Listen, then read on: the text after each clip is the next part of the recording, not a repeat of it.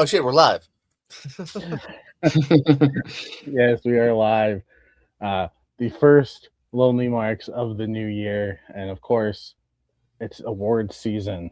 And by award season, I mean this is the only award show that we do. So it's not really a season, but whatever. But I am not alone. I am joined by. We got the full panel here tonight. This morning, whatever it is for Richie, I don't know. Time zones are weird, but Richie, how's it going? It's this afternoon at 1:15 in the afternoon. Well, see, it all depends on when you wake up. January 2nd, 2027. But yeah, no, going good. Yeah, happy to talk about the year that was the year of our Lord 2025. Yes. Austin is also here. Austin, how's it going? So it's the first show of the new year, but potentially the last show for a while for Jacob Barber. We'll talk about that later, I guess. Yeah. Son of a bitch. Oh man, I know it'll be. And then Pez has to take over. Oh Jesus, it's gonna feel weird. I know I've done it a whole bunch of times, so it's not really weird, but it's gonna be weird. Oh, it's no more Jacob, except for maybe randomly, maybe once every other month or something. You'll pop in. I'll pop up every once. You'll pop in for something. We'll do a random rank 'em. Maybe you'll be available. You'll pop in. Things like that. We'll figure it out. Speaking of rank 'em, he's been tallying the votes and crunching the numbers for hours. All he did today. All he's done today. He took an hour break to talk long time first time, and then he was back at the numbers. JPO. It's not about who actually wins the votes. It's about who counts the votes. Am I right, JPO? That's right. I mean, when you have thousands voting, all the Lonely Marks fans, which are just thank you to all the millions out there. It does take a while, but Hey, technically last year we did start with 0 subscribers, and now we have 17, so we're doing pretty good. We got 17. When I started, this new channel for this channel, for Jacob, every channel starts out with 0, so we did gain some following, at least a little bit. Yeah, man. Yeah, you got to start somewhere. Yeah, it's a marathon, not a sprint. And we're still there. It's fine. We do this for our own amusement. Yeah. We want to talk wrestling every week. We do it for fun. That's what we do. I like talking wrestling. It's fine. That's right. We get people chiming in every once in a while. Yeah. But we have some fantasy to discuss before we get to Worlds End and the Markies. Yeah, it's kind of been it's inevitable, kind of anticlimactic, but it's kind of been set in stone for the last, I'd say, month and a half maybe. There was a time where I thought maybe Pez could make a comeback, but if you've been following, that JPO has just built a little bit of a lead, and then he was able to pick up MJF, who spoilers is your new AEW World Champion. My scumbag and my champion. I dropped, but I had to drop him. He wasn't going to be on TV for a while. I had to drop him. Anyway, so the season it ended at World's End, and unfortunately, last place was Richie with 1,600. Unfortunately, just not a lot of his guys were on World's End for whatever reason. So just unfortunate how the last pay-per-view played out for him. I wasn't much better. I was in third.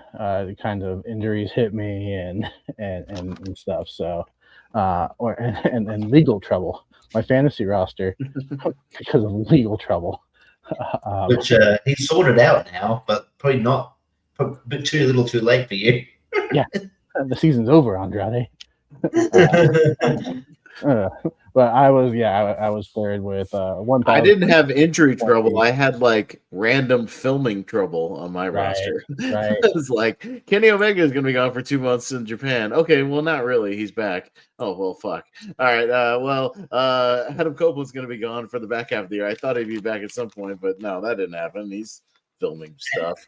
And Christian's just gone because Adam Copeland's gone. Yeah, why does he need to be off TV too? I don't get it. Damn it. It's kind of annoying. Yeah. No, there were the last month or so there were weeks where Pez would gain a few points on JPO, but then JPO would just gain those points right back. Right. So he just kind of held on to that lead. But yeah, Pez did end up finishing second with 2,085, and JPO, your first place finisher, with 2,225. So yes, JPO was the winner of the AEW fantasy season. Mm-hmm. So. Thank you, Tony. Your check's in the mail. Tony's getting half that gift card. Okay. Well, I'm gonna reach out to. I still owe Jacob one, so I'm gonna reach out to you guys privately for some.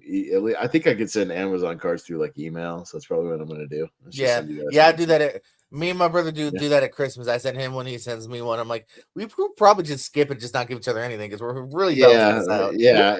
I know it's like email. You can do them through text now. Like it's pretty convenient. Like you can literally like send stuff people through like email. It's something with Amazon. It's pretty easy. So I'm gonna send you guys something. You can do whatever you want with that, wrestling related or not. You can do whatever you want with it. So yeah. That'll probably be the next time I need paper plates delivered or you need some household products. Whatever you need. That's fine. Yeah. They do ship Lay's stacks and Diet Coke sometimes. So order snacks, delicious snacks, whatever you want. Yeah, that's fine.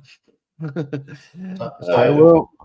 For the WWE draft, JPO now has to draft lower card guys, and we'll see. Yeah. We got to figure out when we're doing that, by the way, because I'm assuming just at some point before the Royal Rumble. I'm assuming so. Maybe just like a week or two before the Rumble, we'll kind of draft that. So maybe we have an idea of who we want to kind of champion, to start with, things like that. So we'll figure it out. You never know who's going to win the Rumble. Yeah, and we'll go Rumble through SummerSlam is what we usually do, right? So for WWE, switch back. Could be interesting. There's a bunch of people that are. They got some people that are back. Some people that are gone. So it's not exactly the same roster. People in and out. How long is Dom going to be out? Oh, what? I didn't even know about that. What happened? What? Ray injured him in AAA. That must have been an awkward. That must have been an awkward Christmas time. Hey, it was. Finn Balor had an interview. I assumed it was for the interview was shown for international viewers because I did not see the Finn Balor interview. I guess it was shown live during the ad break. But watch it live. Yeah, it just said that because JD McDonald's out as well because he's got like a injured hand or something. Yeah, he had surgery on it, so. But he should be back soon too. I don't think he's going to be out for an extended amount of time. But Dom's like a shoulder thing or an arm thing, something like that. Yeah, he took to drop his titles or not. Yeah. No, I think most of he's going to be up for like 3 weeks or something. But yeah, I like the awkward Christmas time. Hey, have fun at Raw. I can't be there. What am I fucking my momentum, Dad? Someone dropped me. I wonder who that was. That's okay. I'm just jealous. I'm one of the most over people on the roster now. But going back, I will say I do think Richie had the fantasy MVP. If I had to pick one, I think Kyle Fletcher was a great pick because he was defending that TNT title pretty consistently. So I think that was a very solid pick and. Yeah. And he would have been a solid pick for the fucking. My pick of Moxley ended up being a pretty sneaky good pick. Moxley, that was my second. That dude is like a workhorse. He was working like almost every week, at least, like just doing random matches, always kind of hovering around the main event, doing multi-mans, obviously like winning this Continental Classic, he which I picked didn't up really 50 expect. points at the last Yeah. show because So of I the mean, like, I know Howell. I took him first, and he wasn't like, he was coming off the title and stuff like that, but he ended up being like a really good like workhorse pick, actually, for what it was. So I think Trish that's Statlander was a sneaky good pick too. I didn't think she was going to become champion. right. So Mhm. good pick on JPO. Yeah. he's continuing that workhorse thing too. Because he's like, he had a match on Dynamite, and he's had a match next week at Dynamite and Benjamin. So yeah. Well, I think at the time, did we not? And Brodito wasn't a thing either when y'all drafted Bandito and Brody. They King, were. right? They Or they were, but I don't then think they were champions. But then they ended up becoming champions, and it became Yeah. like a thing, So like that was kind of a nice surprise for those pickups. Yeah, because I wanted to pick him as a a team, and JPO picked Brody King as a singles, and I was like, "You bastard!" And then like Hurt Syndicate was a thing, and then the last like 2 months they're like nowhere to be found. Lashley got hurt, and it's just not a thing. Right? Yeah, it's just that kind of sucked. So we all had like our ups and downs, on our rosters, kind of like AEW, one would expect with them. So yeah. Hey, you might not have. Was it? Who was that guy that injured? Jacob, the Hologram. Hologram. Yeah, you might not have Hologram, but debuting next on Collision. On Collision. I think it's on Collision. El Clone. Yeah. No, they advertised that specifically for Collision. Yeah. I'm like, okay. Does that mean Hologram's coming back soon? Because he's only the clone of Hologram. That was the whole idea. Just the bad guy. The clone. So they're doing Sin Cara again, is what they're doing. Yeah. Basically. But, I think Also, Scorpio Sky's on Collision. Remember that guy? Vaguely. he's still right. Real quick before we get into Worlds End, we can hit. I think there's probably a few news bits. I think the one that I want to bring up is that we have new tag team champions on Raw.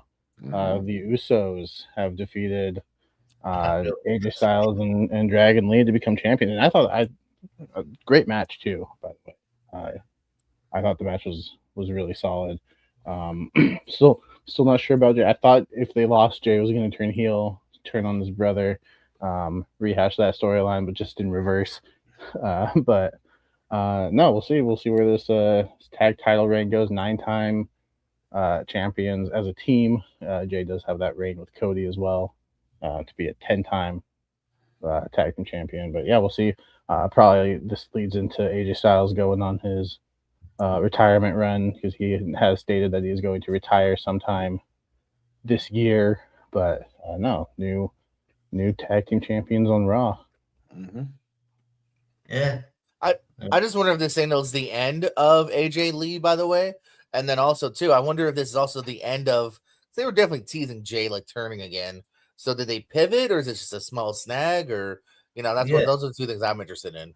I did see a screenshot of, like, Jay, like, kind of staring down Jimmy as Jimmy was walking up the steps. I don't know if they pivoted from it, or if they just caught Jay and, like... Because sometimes when you're just catching a screenshot, your face just kind of... You can't control the... You know what I don't need? I don't need another Jay versus Jimmy match. That's for sure. I feel like you might be getting. I mean, I saw an interview with them recently. I think one of them, or maybe both, that they initially wanted like they wanted 30 minutes. I can't imagine that. That was bad enough for like 12 minutes or whatever it was. I mean, the first Cena and Cody match at WrestleMania was pretty bad, but SummerSlam was good. So I'm just saying. But yeah, there's a possibility they could improve. I think if they've pivoted, that means that maybe main event Jey Uso is not main event. And I think that maybe they temporarily shelved his push. They were in the main. He's still main event Jey Uso, just as a tag team. They were in the main event. Well, yeah. On a December Raw, I don't know what that means. the most. It was a title match on the last Raw of the year. I mean, come on. They didn't save that one for next week, which is going to be a pretty big Raw, I think. I feel like if they pivoted, it was probably also because, hey, we don't have tag teams. Can you be tag team for a little while? Can you be a tag team for a little while until we like? I know that's what they're thinking if they're breaking up one of their tag teams so somebody could go on the singles run to end his career. Yeah, so we could like maybe I don't know, because we don't want to. We for some reason don't want to call up tag teams from NXT. Call up Hank and Tag or something. I don't know. Just call up other tag teams so you have a division. Yeah, I feel like NXT had like a gauntlet not that long ago. Like there is teams down there if they want. Yeah, bring back the Hardys. We're like speaking of like retirement runs. Over. Yeah. Like I'm sure they want to. Like they said they want to end there. So yeah, there's no reason they couldn't. Yeah, bring him back up on the main roster at least for a little bit of a run. You know, do something. Yeah. Team of Austin Theory and Logan Paul if you want to for the Vision. If you want to, to add some teams. Yeah. But I just thought, and next week's Raw, we're gonna get, I think it's Becky and Maxine for the IC title, CM Punk and Braun for the World Heavyweight. I don't know if there's probably another match I'm forgetting that's already booked, but they're just like last week for the Netflix premiere. The first Raw of this year is they're starting off with a bang, hopefully. Well, and I don't know if it'll happen there or at the Rumble, but Chris Jericho is technically a free agent right now. So people are speculating if he's going to show up on this Raw or if they're just. I personally would hold it up to the Rumble and be like I would too, but number one entrant. Yeah, he legally can show up on Raw. Legally, he can show up on Raw if he wanted to. Yeah, this week he's technically free of his contract. He is a free agent. I mean, I have no doubt he's showing up this year in WWE. He's going to end, his retirement run in WWE and then go into the Hall of Fame. And it's just, it's inevitable. It just depends on if they want to do this debut on Raw or if they want to, wait for the Rumble. Y2 AJ one more time. Well, retire together. Speaking of, I guess we could. There's been a lot. Do we think Braun's winning? No. I actually think the Rumble. Yeah, possibly. I'm into possibility. I mean the title on Raw. Oh, the title on Raw. I don't think. I think you have CM Punk walk into Mania as champion. I could see Braun win the Rumble and like get a rematch, kind of like it kind of feels like a rehash of, Jay and Gunther from last year having the, I'm still sticking to my CM Punk as champion Hell in a Cell with Seth Rollins. I still think there's a possibility of that. Seth should be, he should be back. I'd assume he's close. They're not done, and they've done Hell in a Cell at WrestleMania before. It would make sense. Do it as like main event of night one. Like you could do it. It's a perfect night one main event. Yeah, and it has to culminate with that. They did it with Drew. That was like at this point that was what, 2 years ago, a year and a half. Yeah. Yeah, that's what I mean. It's been a while, so it's been long enough. You can do another one. It's always for a blood feud. It proved they can be good as long as you build it up with the proper feud. That one's one that deserves it. They're not done yet.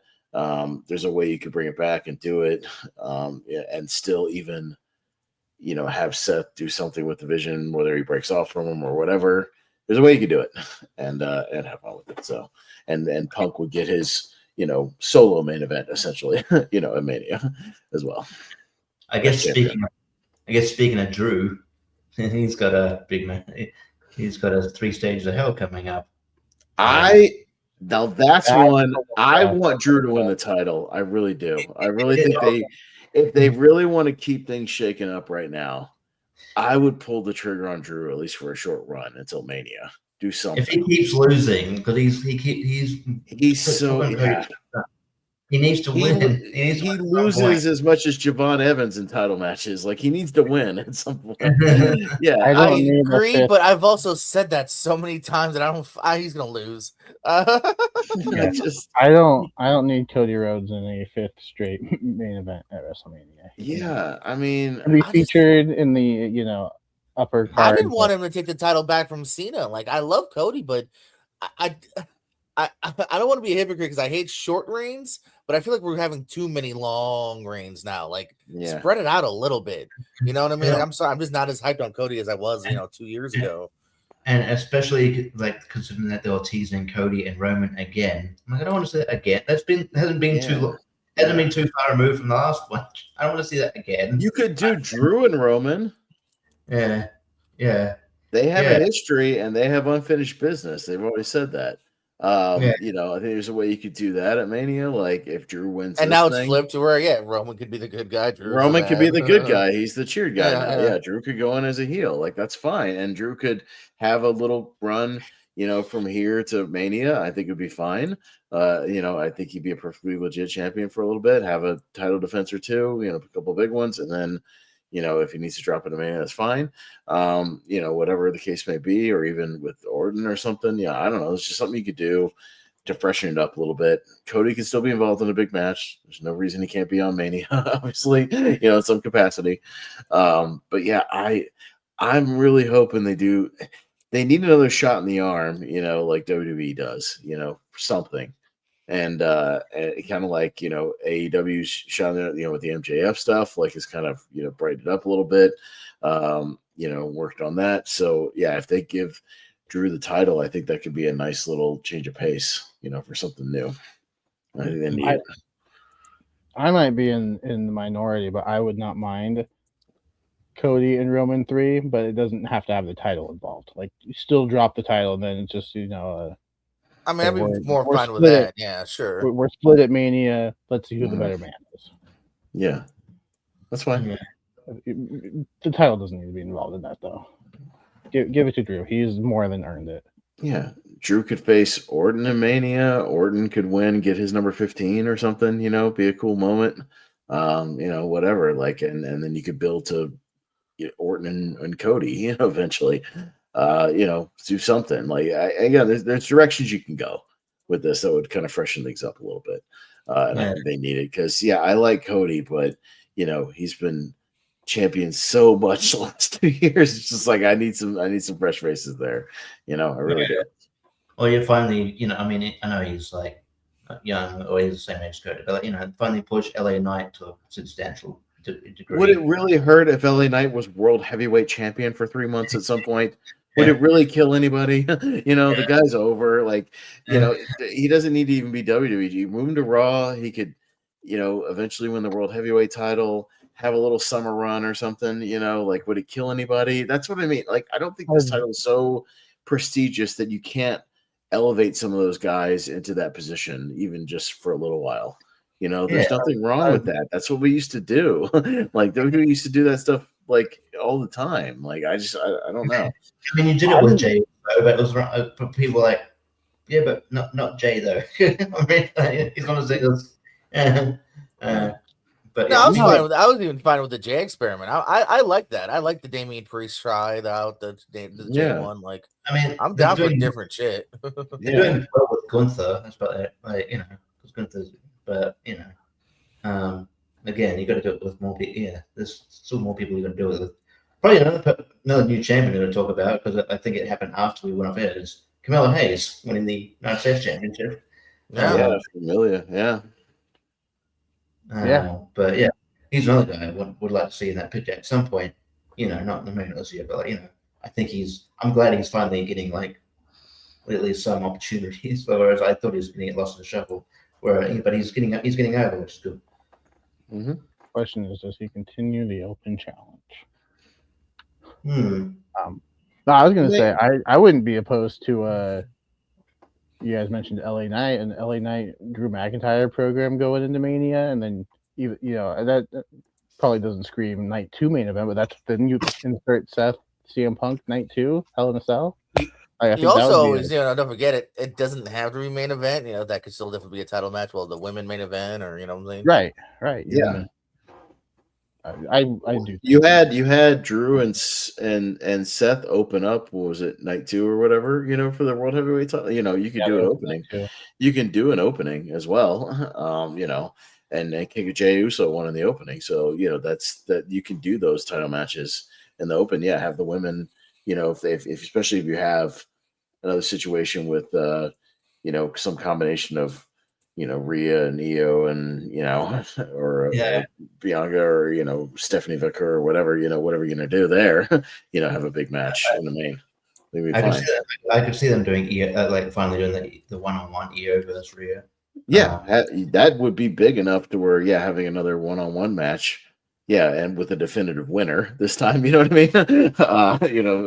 Doing that. So because we got that at Evolution, but with a different. It ended up being the 3-way with Naomi. So, there wasn't really a definitive end to that. And you can pay that off eventually. Yeah. I also wouldn't be surprised if AJ was ending his career at WrestleMania, that he's in one of those main events. Yeah. I mean, if they book him to like a title match of some sort or even a title run, I'm all for it. Yeah. Yeah.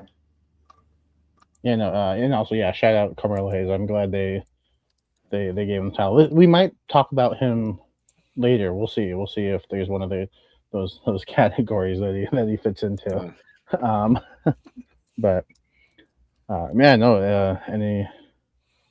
anything else? I know I'm mainly the WWE AEW guy, but I know there's other promotions out there, and I know. Well, I was just gonna mention, and then I'll throw the JP and Richie. They are starting to port over the libraries. The archive libraries to Netflix. So they're starting the transition already. So there is still stuff on Peacock, but they are starting to transition the big pay-per-views over to Netflix. So I think WrestleMania's over there. Rumbles, WrestleMania, some SummerSlams, like some of the big stuff is starting to get ported over. A lot of the smaller stuff is still on Peacock, but I imagine that stuff will get ported over kind of piece by piece. There's probably a transfer process. I just know, the deal with Peacock ends at some point late 2025 or 2026, I believe. So, I was, I know I was posting and JP was like, what about this? What about that? I don't have a whole lot of reasons to stick with Peacock if the WWE library goes. I really don't. Like, I don't watch SNL as much as I used to. I own The Office on DVD. I don't necessarily have to have that. You don't watch the paper? No, I don't watch the paper. I don't watch that much TV, and they don't really have like a huge selection of movies that I don't already own or anything like that, or a lot of exclusive stuff. So that might be one I eventually drop, at some point, especially if everything's just going to be on Netflix anyways. Yeah. Yeah. Brian just commented they added a bunch of like Breaking Point, but I don't know because isn't Brian? He's in Canada, though, so they might have already added something foreign. We're talking about like the American Netflix has just started to get to the big stuff. So I think foreign, they already have some of the library stuff over there. Overseas. Library. Yeah. Yeah. I mean, you watch just the papers in general are over there. Yeah. So it's different. And they're even uploading a ton of pay-per-views like WCW wise and stuff onto just their YouTube channels. Those WCW like archive YouTube channels and ECW stuff. They're starting to upload full pay-per-views just for free. Yeah, and full on there. If you look up, Starcades or Great American Bashes, things like the old stuff, you can find a lot of those in full just on YouTube. Last time we did a retro review, I found the pay-per-view. I found it on YouTube. The Vader Cactus Jack one, the Halloween Havoc or whatever. Yeah, it was on YouTube. That's where I watched it as well. Yeah. Yeah. Mm-hmm. So the YouTube might become one of their new homes because I know they get views on those, and they've gotten views on their social media is pretty strong. Their presence on YouTube. So I wouldn't be surprised if they would do that just to get the views and the revenue from those because they do pretty well. Oh, for sure. I mean, those Rumbles always do well. They upload almost all the Rumbles, the YouTube channels around Rumble time. Like you can find most of the retro ones on there because they get a ton of views. Obviously, around Rumble season, people going back and watch the old ones. Makes sense.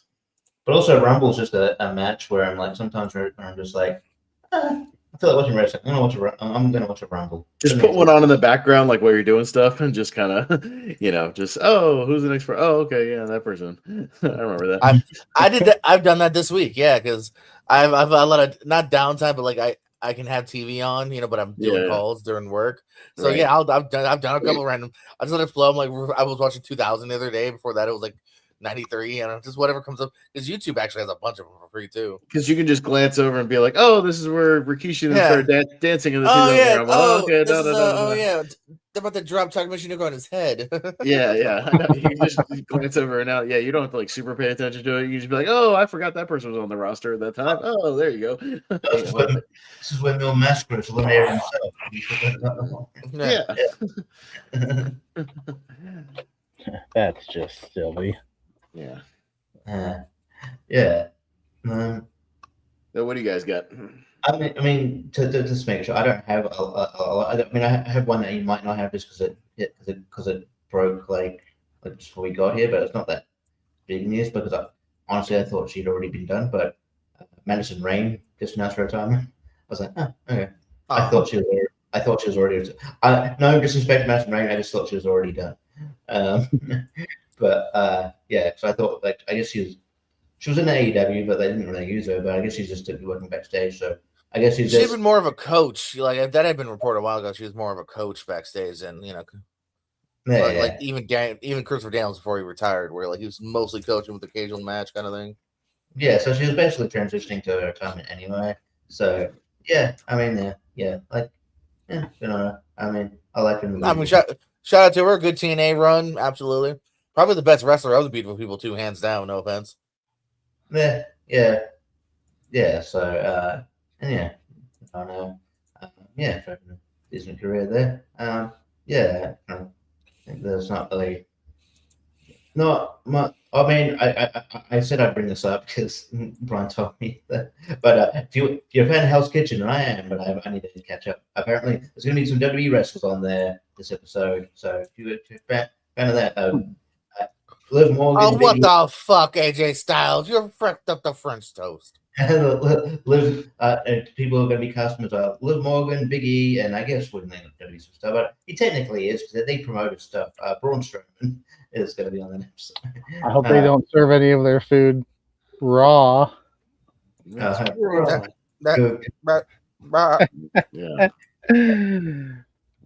So yeah, check out Hell's. I mean, I think Hell's Kitchen is a good pleasure of mine. So I don't know, might check it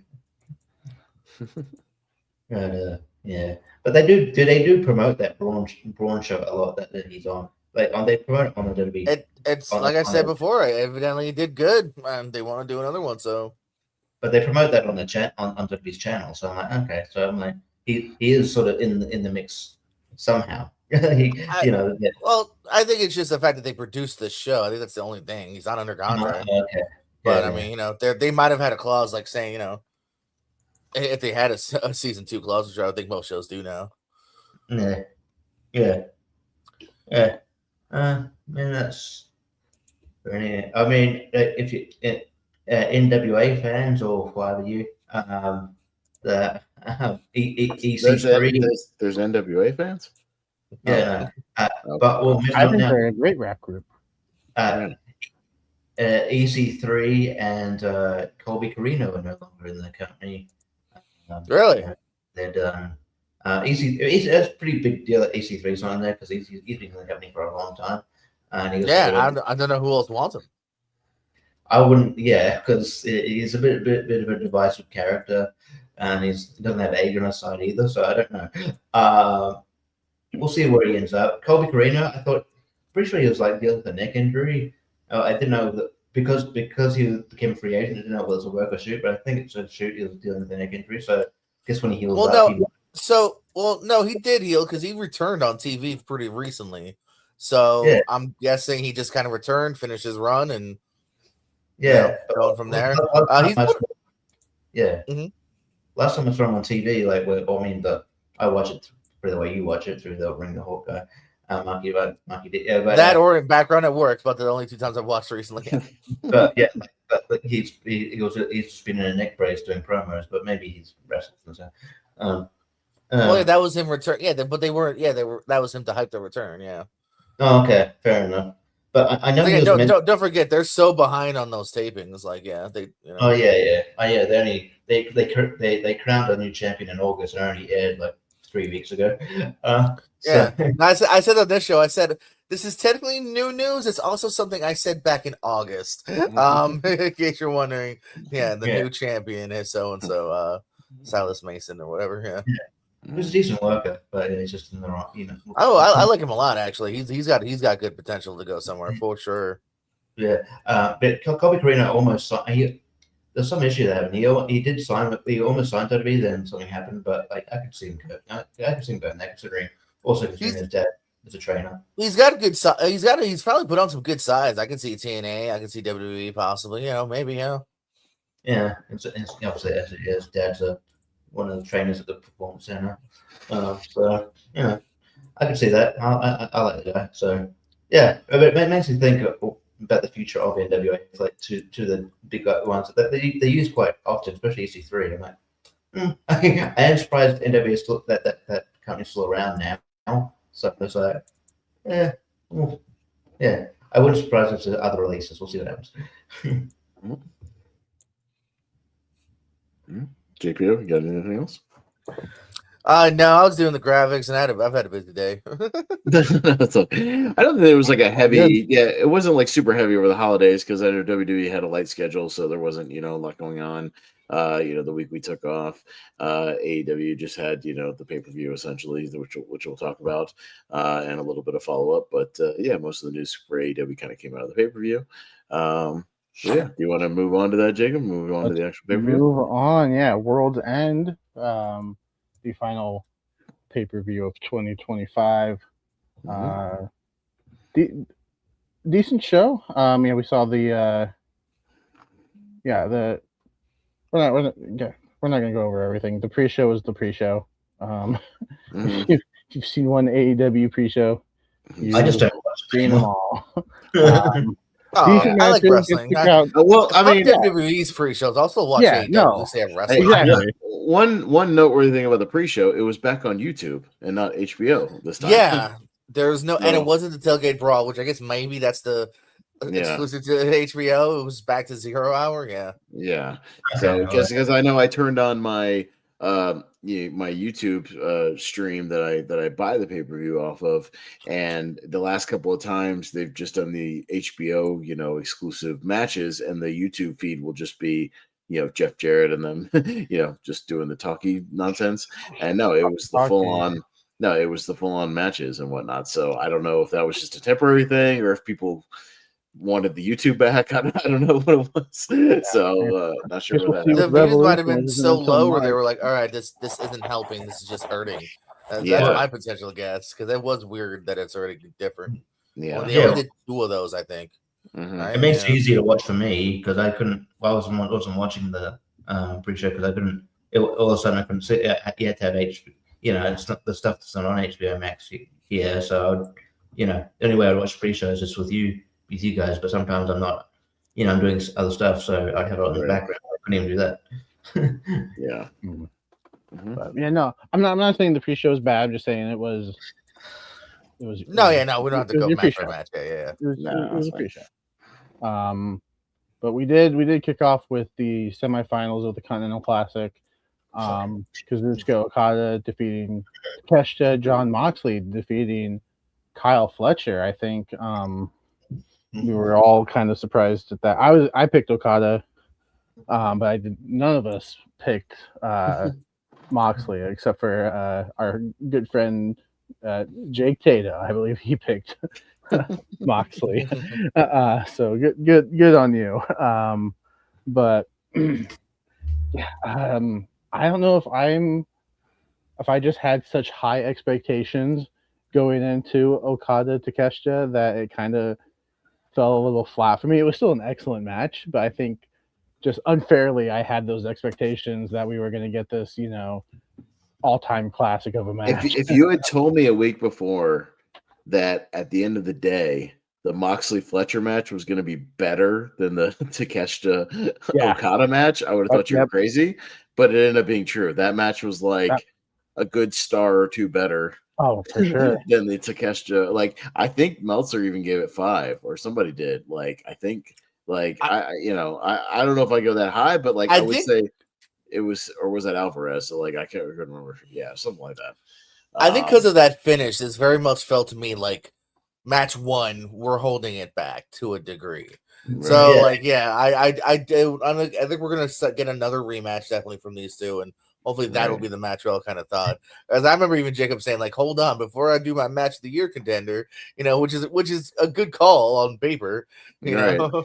I mean, hell, you could have thrown Moxley and Fletcher in there possibly. Actually, at the end of the day, yeah, I said this on. I believe I said this on the stream as we were watching it together. I said, I held off because of Okada Takeshita, but I think I'm now considering Moxley and Fletcher by far. Because and the crowd got like super into it. The back and forth at the end were tons of fun. The crowd was like getting behind Moxley for the first time in a long time, like fully behind him. It's bizarre to watch the announcers try to put Moxley over, and it was really weird even in this match watching like Bryan Danielson like talk favorably of Moxley. I'm like, you do realize that guy, that was the same guy that tried to murder you. Like straight up end your life, son. End your life. Okay. And I will say, well, the match was excellent. Like everything around it is still a little weird. puzzling. But in the ring, bell to bell, fantastic match of the night. Yeah. When MJF turned babyface, right, there was a bit of time where Tony Schiavone had to get used to the character, and that made sense, because MJF was he's a scumbag. You're like, I don't trust this guy, but it took it for a while to come around. I don't like, but as soon as like Moxley went, he's like, oh yeah, awesome, you did it, brother, and it's like, why are you nice to him now? Weren't you and JR cursing this guy to hell for like trying to kill Bryan Danielson like a year ago? Yeah, like it's just it's a little bizarre. There should be a time. There should be a period of time where you're a bit reserved and then you come around to him. Yeah. I mean, yeah, he held the world title in the bag for the briefcase for how long, and now he's like, "Oh, I'm proud to be Continental Champion." Like, yeah, are you gonna put that in a briefcase too and hold it hostage? Make it make sense at least. Right. Because I think all of us were like, "Oh, Death Riders are turning on Moxley now. They're all out there, all black. It's gonna happen." And no, he cut a babyface promo. Proud to be champion. He was given. I don't know. Well, see. I think that, but we're in the day and age where sometimes the human, the person, comes out a little bit.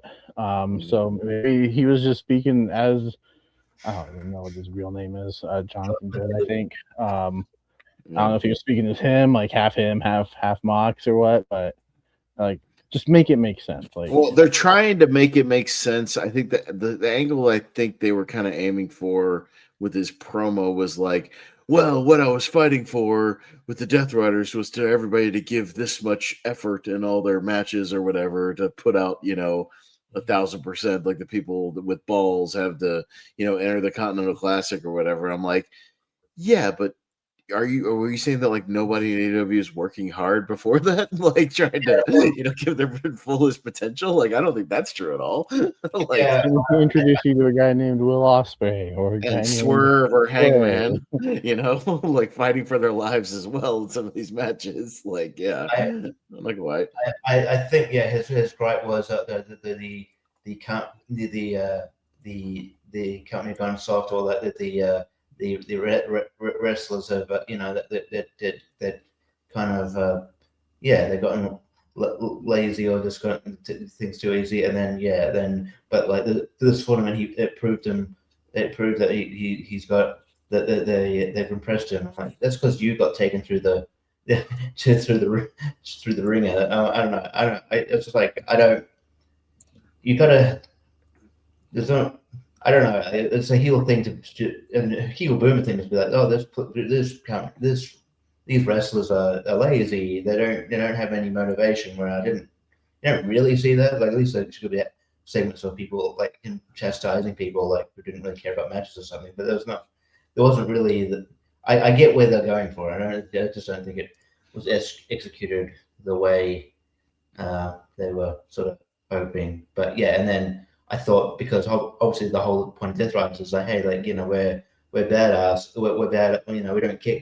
The whole, I think the mission of the other Death Riders is like, we're badass, we don't care about any other, you know, we will take it people out when he's necessary. But he's now giving credit to all these people and being nice, and it's like, yeah, and I was like, I'm waiting for them to attack Moxley, and they don't and haven't yet. And it's just weird, like, seeing all the other Death Riders call out heels, and he's having issues with babyface. I mean, call out baby faces, and he's having issues with heels now. So yeah, like giving those guys their props after, you know, 2 matches before, your faction was just in the match with 3 of those competitors from the.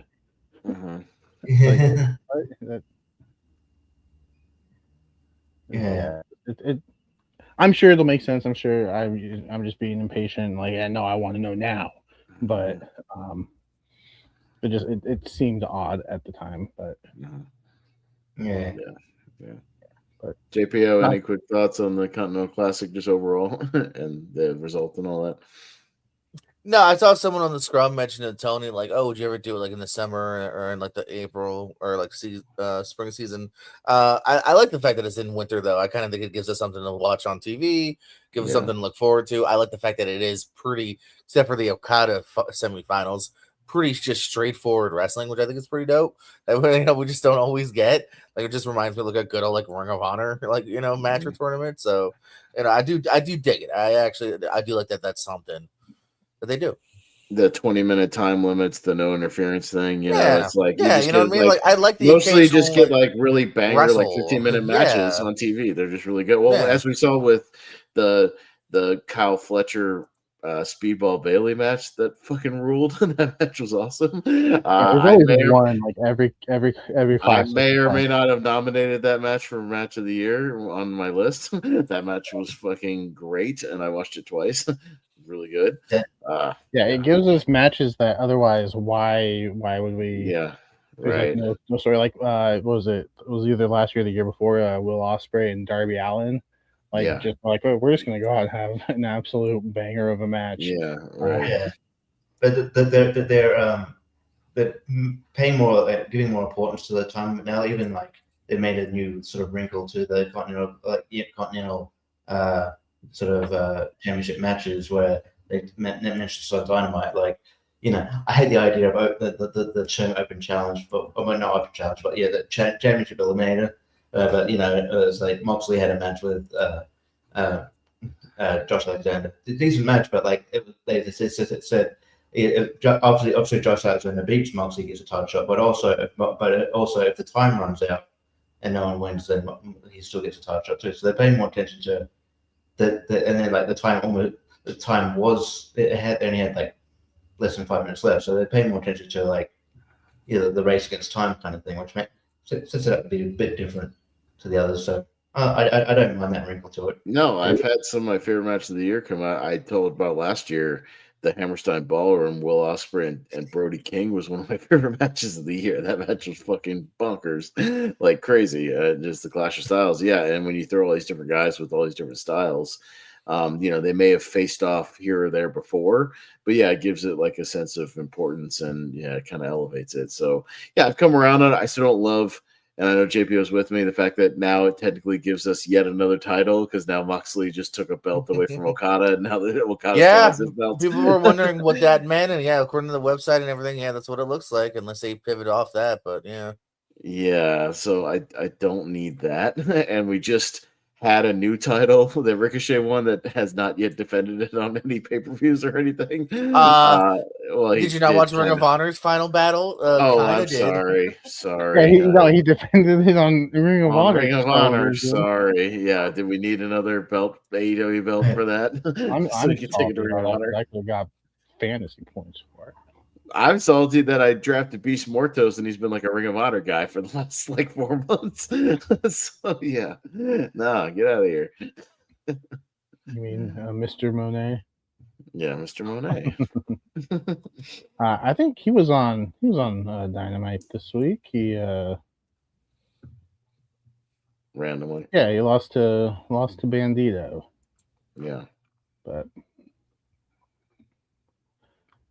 yeah, and then Ricochet defended against Jack Perry. So Okay. thanks.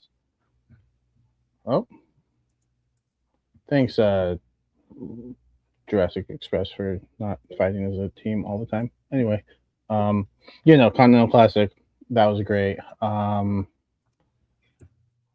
Babies of Wrath are still your women's tag team champions. FTR is still the world tag team champions. Nobody thought anything different in most of Yeah. those situations. We all kind of knew that was coming. I will say I sometimes don't like the match order on the card. Like, the matches are great, but like back to back, tag team matches, it's like, let's mix it up a little bit. I think, let's do a tag team match and then maybe throw in Darby and Gabe Kidd here, which a bloody match. Yeah. Really, really good.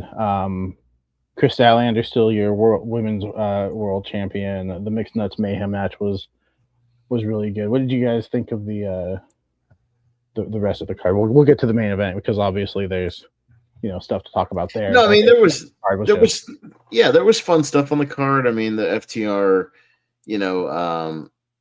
Bang Bang Gang thing, was fun for what it was, but again, we always kind of knew the outcome of that. And yeah, it was kind of they ended up just kind of squashing them pretty bad, near the end, putting them out. So, that was kind of inevitable.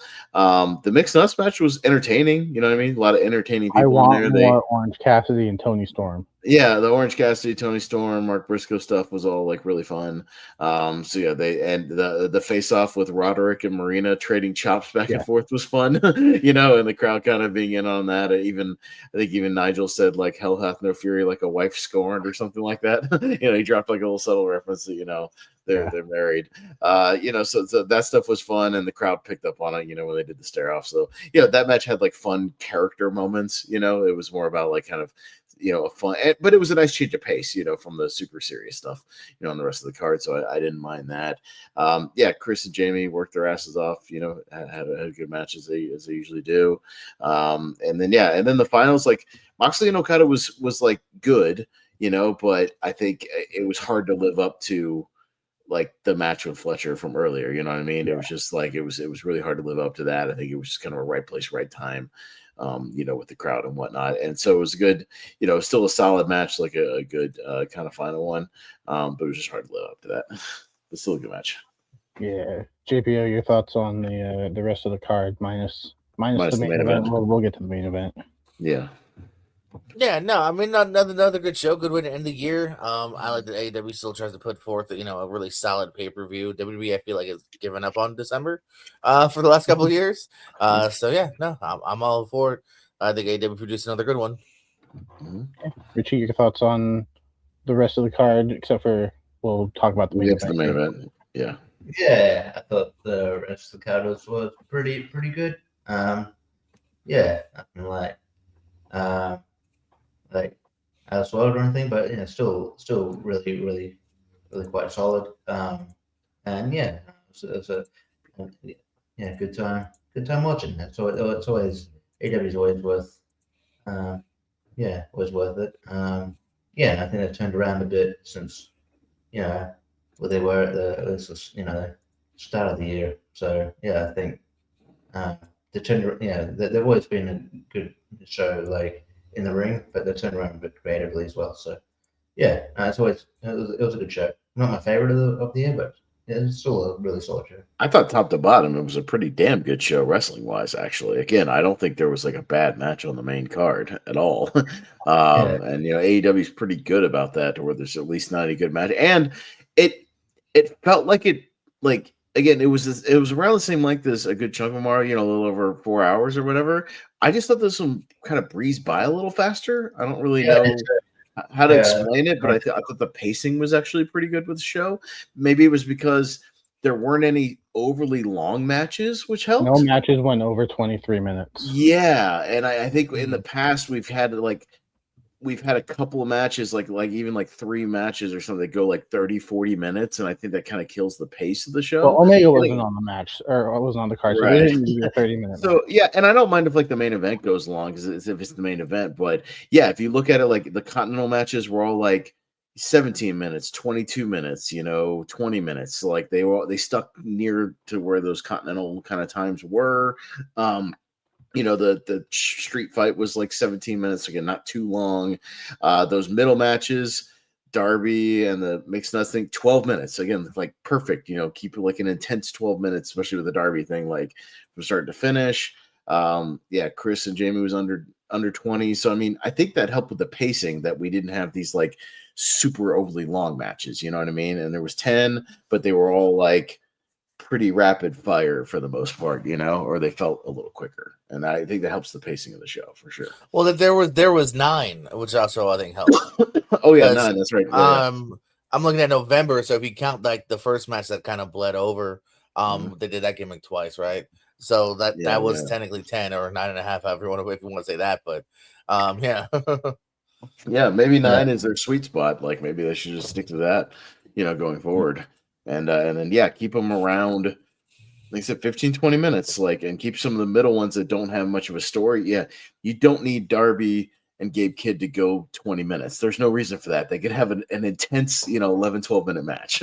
That's perfect for what it needed to be. That's what this was. Yeah, right under 13. Yeah, that's fine. Yeah, you can have those ones that don't need that much storytelling time. Just get to it.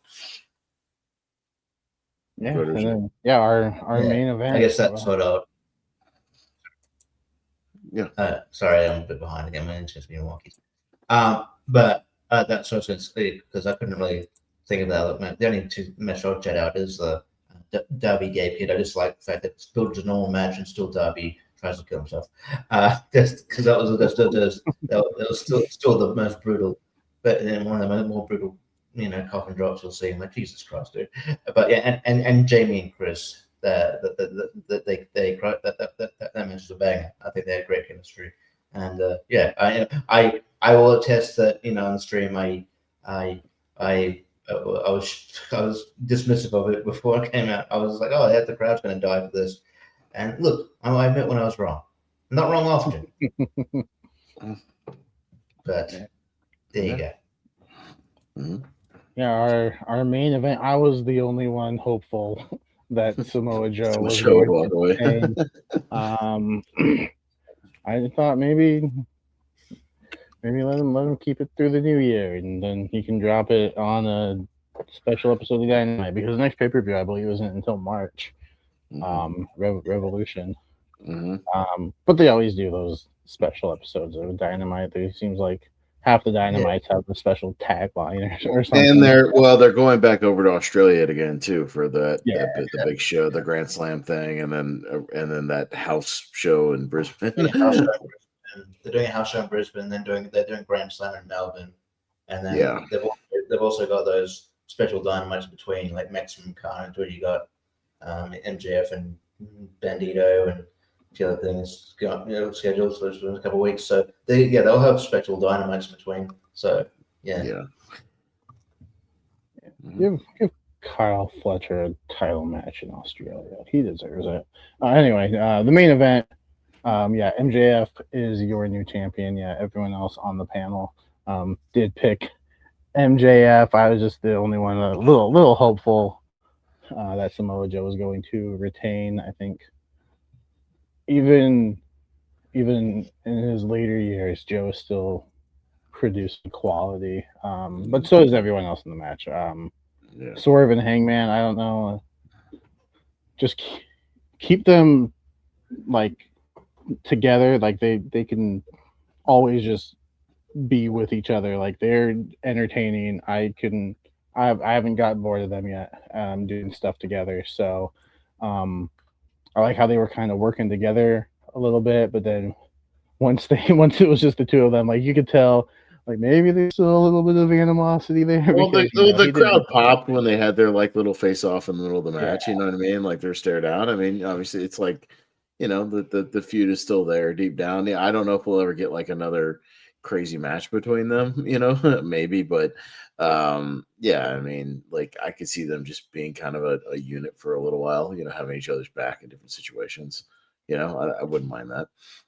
I wouldn't be surprised if they did like go on a tag team run or something. Eventually, we get maybe an FTR Swerve Hangman match at some point. I think that could be a banger of a match. But back to this match. Yeah, I think MJF wrestled his match. He got involved when he needed to, but he was kind of, he waited and he was the punch. He was the typical. It was what I thought it would be. He was the punching bag for like the first 10 minutes. Every time he tried to get back in the ring, he'd get knocked off or get hit with something. He'd try to go in and steal a pin, try to come in and steal a pin, and then somebody would hit him with something and cut him off. And he was and it's what he can do really well. He can kind of oversell and be that punching bag. But then he started to get the momentum. He would get in there. He was firing up kind of on everybody. Get cut off again, and then the finish was what we thought it would be. What was it? Joe got hit with like a couple of buckshots. He was on the run, and then MJF comes in. Knocks everybody away, hits the heat seeker, it steals the pin. You know what I mean? Like it was exactly what we thought it was. He would get kind of beat on for a little bit and weasel his way out with the title. That's what I thought it would be. And that's kind of what it was. Yeah, and I thought it was a solid main event, solid end of the show. Which like you said, Pez, top to bottom, not a bad match on the card. This is one of those cards where usually we play that game of this didn't need to be on the show. This could have been a Dynamite main event or something, but this time it's like, no, I think everything served its purpose and everything deserved to be here. Yeah, I'm not upset that MJF is your new champion. Curious to see what he does in this second reign, where it goes. Curious where Joe goes. He's still the trios champion, with the Ops, who tried to get involved, and the refs were like, no, you can't get involved even though there's no disqualification in a 4-way match, but get out, you can't be here.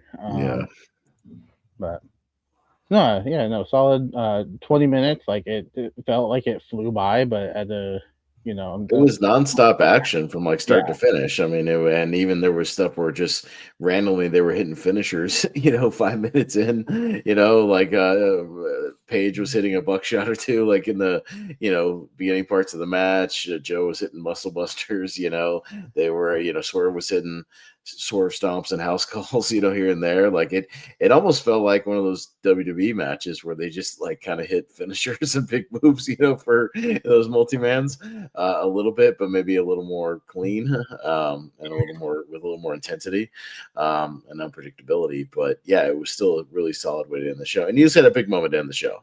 I mean, he's a heel, but the crowd still popped, because it's MJF. He's a heel, but again, he's our scumbag. He's the AEW guy. I did make the comment, and I think it was you could tell, it was like everyone came out, but MJF had a really like kind of WrestleMania-ish entrance. You're like, oh, he's winning, because he came like up through the stage with like the extended entrance and all that stuff. I was like, yep, that's it. Swerve's new music still is not as good as his old music. Go back to your old music, Swerve. You can't dance to the new music. Sorry, no. Yeah, it doesn't work. It doesn't work. Go back to your old music. So, but no, it was fun. And yeah, he's got like a lot of challenge. There's obviously Hangman Swerve hanging around there, but Bandito, but also Kenny Omega announced his intention to go for the title. So yeah. MJF is defending his AEW World title on an indie show in like Maine or something. Did anybody see that? I swear that's like a real thing. I saw it's MJF to defend world title in an indie event. This broke earlier today.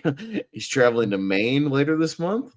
He'll be competing for Limitless Wrestling in Maine, and he's also issued a challenge to Alec Price for the show, and MJF offered to put up his world title in the match.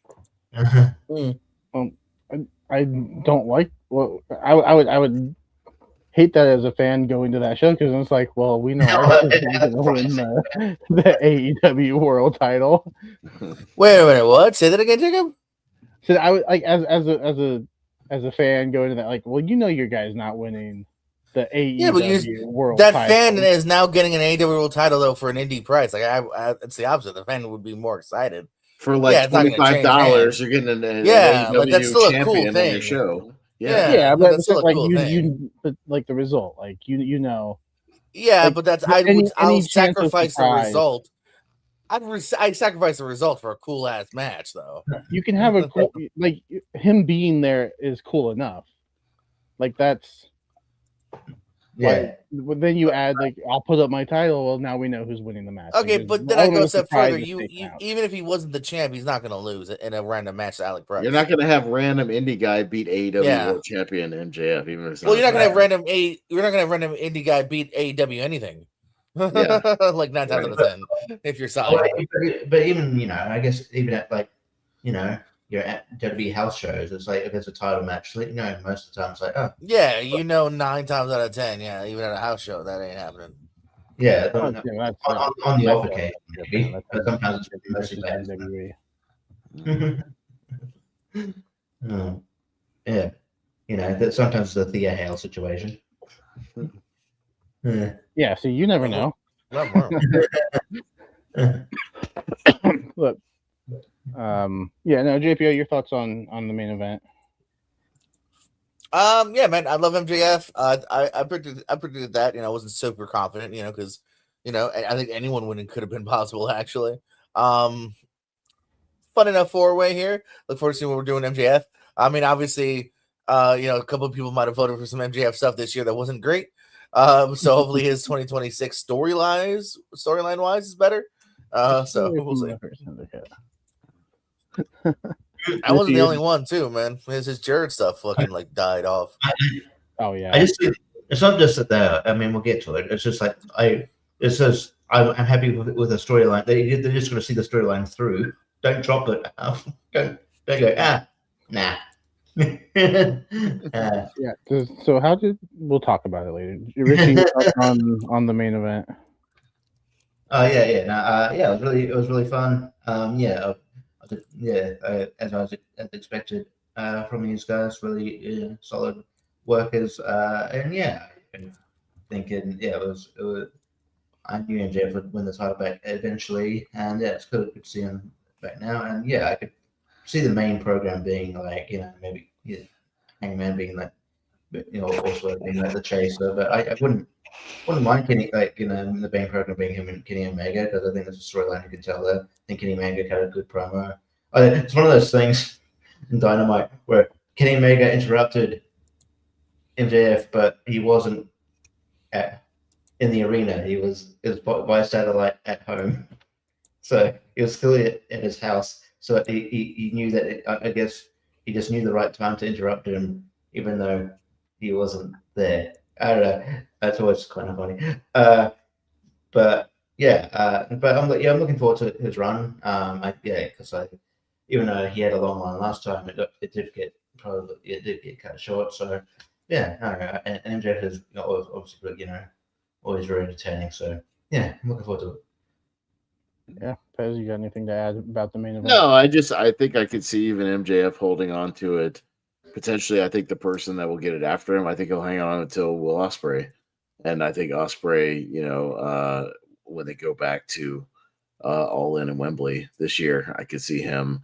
They did have a match at Wembley, if you remember, 2 years ago for the American title. Remember when MJF was the American champion? So they have a history of Wembley, and I could see them doing it again this time. And that was a really good match, by the way. Doing it again only for the world title this time, and seeing Ospreay get the big, win. In England. So I could even see MJF hanging on to it for a good, 6 months at least. I think he'd be fine. Because again, you could have him feud with different people, have these other still a lot of loaded roster, working for those other titles, the unified title, Okada and Moxley's title, I don't know, but there's other titles, you know what I mean, that they could, feud around with. You can still do. Won't the Owen Hart, thing be in between? So we'll have that too. Mercedes is going to defend her belt. How to defend that Owen Hart belt that's not a belt.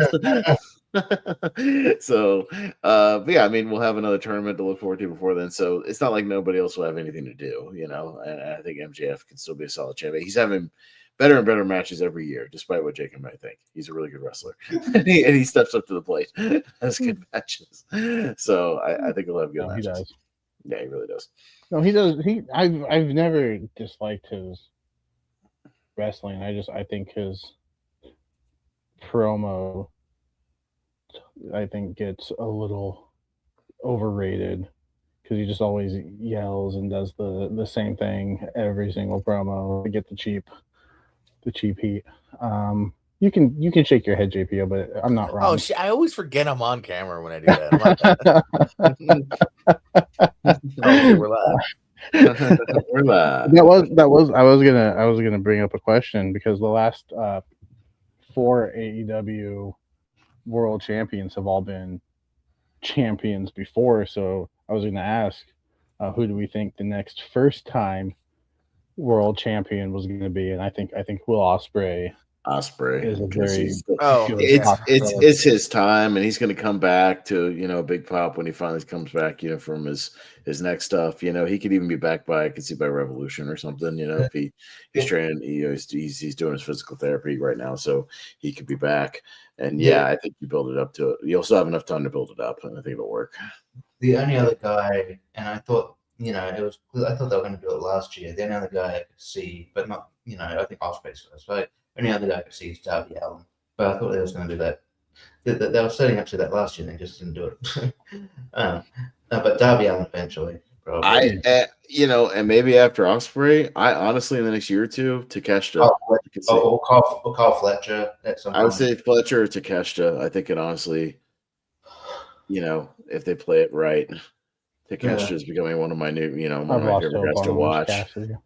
Yeah, I don't know about Orange. I just don't see it, unfortunately. Yeah. There was a time like he could have had like a 2-3 month reign. I think that time is past. If it happens, I'll be happy for you, Jacob. But just, you know, sometimes dreams disappoint. Get him back in one of the mid card title scenes. Like he's a good mid card fighting champion, I think. Yeah. But you know, here's a pipe dream that I don't know if it happened. Brody King. Yeah. I love Brody. All right. I love Brody, but that dude needs a mid card title run first, though. Like, you know, they need to like really push him. I think the most you could hope for there, Richie, is him being like Ring of Honor champion. TNT or Continental or National or the American or the whatever the fuck is the next singles title. Here's a new bold prediction: 2026, a new singles title. Another one. The Super Junior Heavyweight Middle DDT Championship. The Conta International Television Internet title. Mm-hmm. Yeah. And then that'll be unified as the unified champion, but then it won't be unified when someone loses. Then that just goes to shit. Okay. All right. Pez, World's End. 1 out of 10. What do you give it? 8.5. Really good show. I enjoyed it a lot. Good finish to the show. You know, no attempted murder. That was good. You know, nobody died. You know, it just you know, even though a heel won, it kind of still pseudo sent the crowd home happy. You know, because it was a heel winning, but again, the crowd, you know, likes MJF. You know, he's still an AEW guy, and they still like him. So it's not like the crowd went home dissatisfied. I'm sure some people did in the crowd, but you know, that the Moxley thing actually got over, you know, fairly well with the crowd. I didn't know if that would or not, but it did. No, I mean, you know, I thought, again, top to bottom, really good show. So, you know, you had a potential match of the year candidate with Moxley and Fletcher, you know, which is always good. So, you know, whether or not it'll make the list, only JPO knows that, I'm sure. Probably won't, but you know, maybe too late for that. But really good. Somebody nominated it. But no, excellent show. And I think AEW has been pretty damn consistent with their pay-per-views this year, getting your money's worth, at least. Oh, well, wrestling way. We'll get to that in a moment. Yeah. Richie, Worlds End, 1 out of 10. What do you give it? Or 1 to 10? What do you give it? Not 1 out of 10. You're speaking for me. I don't put 1 out of 10. Yeah, that'd be it. Richie hated it. He hates wrestling. That's all. Yeah. What am I doing on this? Okay, I thought it was anyway.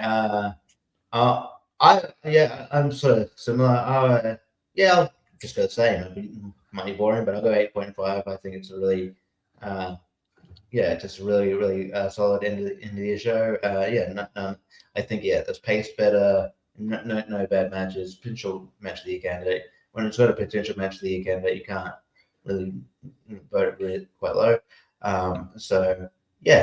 Really good show. JPL, Worlds End, 1 to 10. What do you give it? 8.4. You guys are overrating it. Okay, Dave. I'll balance it out then and go 8.6. Okay. It's got an overall score of 8.5. No. I would probably have gone 8.5 as well. Yeah, potential match of the year candidate. That brings it up in my book. And no bad match. Top to bottom, I think everything deserved its place on the card. So, yeah. We'll get into some year-end stuff. I was looking at Cage Match earlier, and I was like, all right, well, now I'm curious. Like, what is the lowest rated AEW pay-per-view?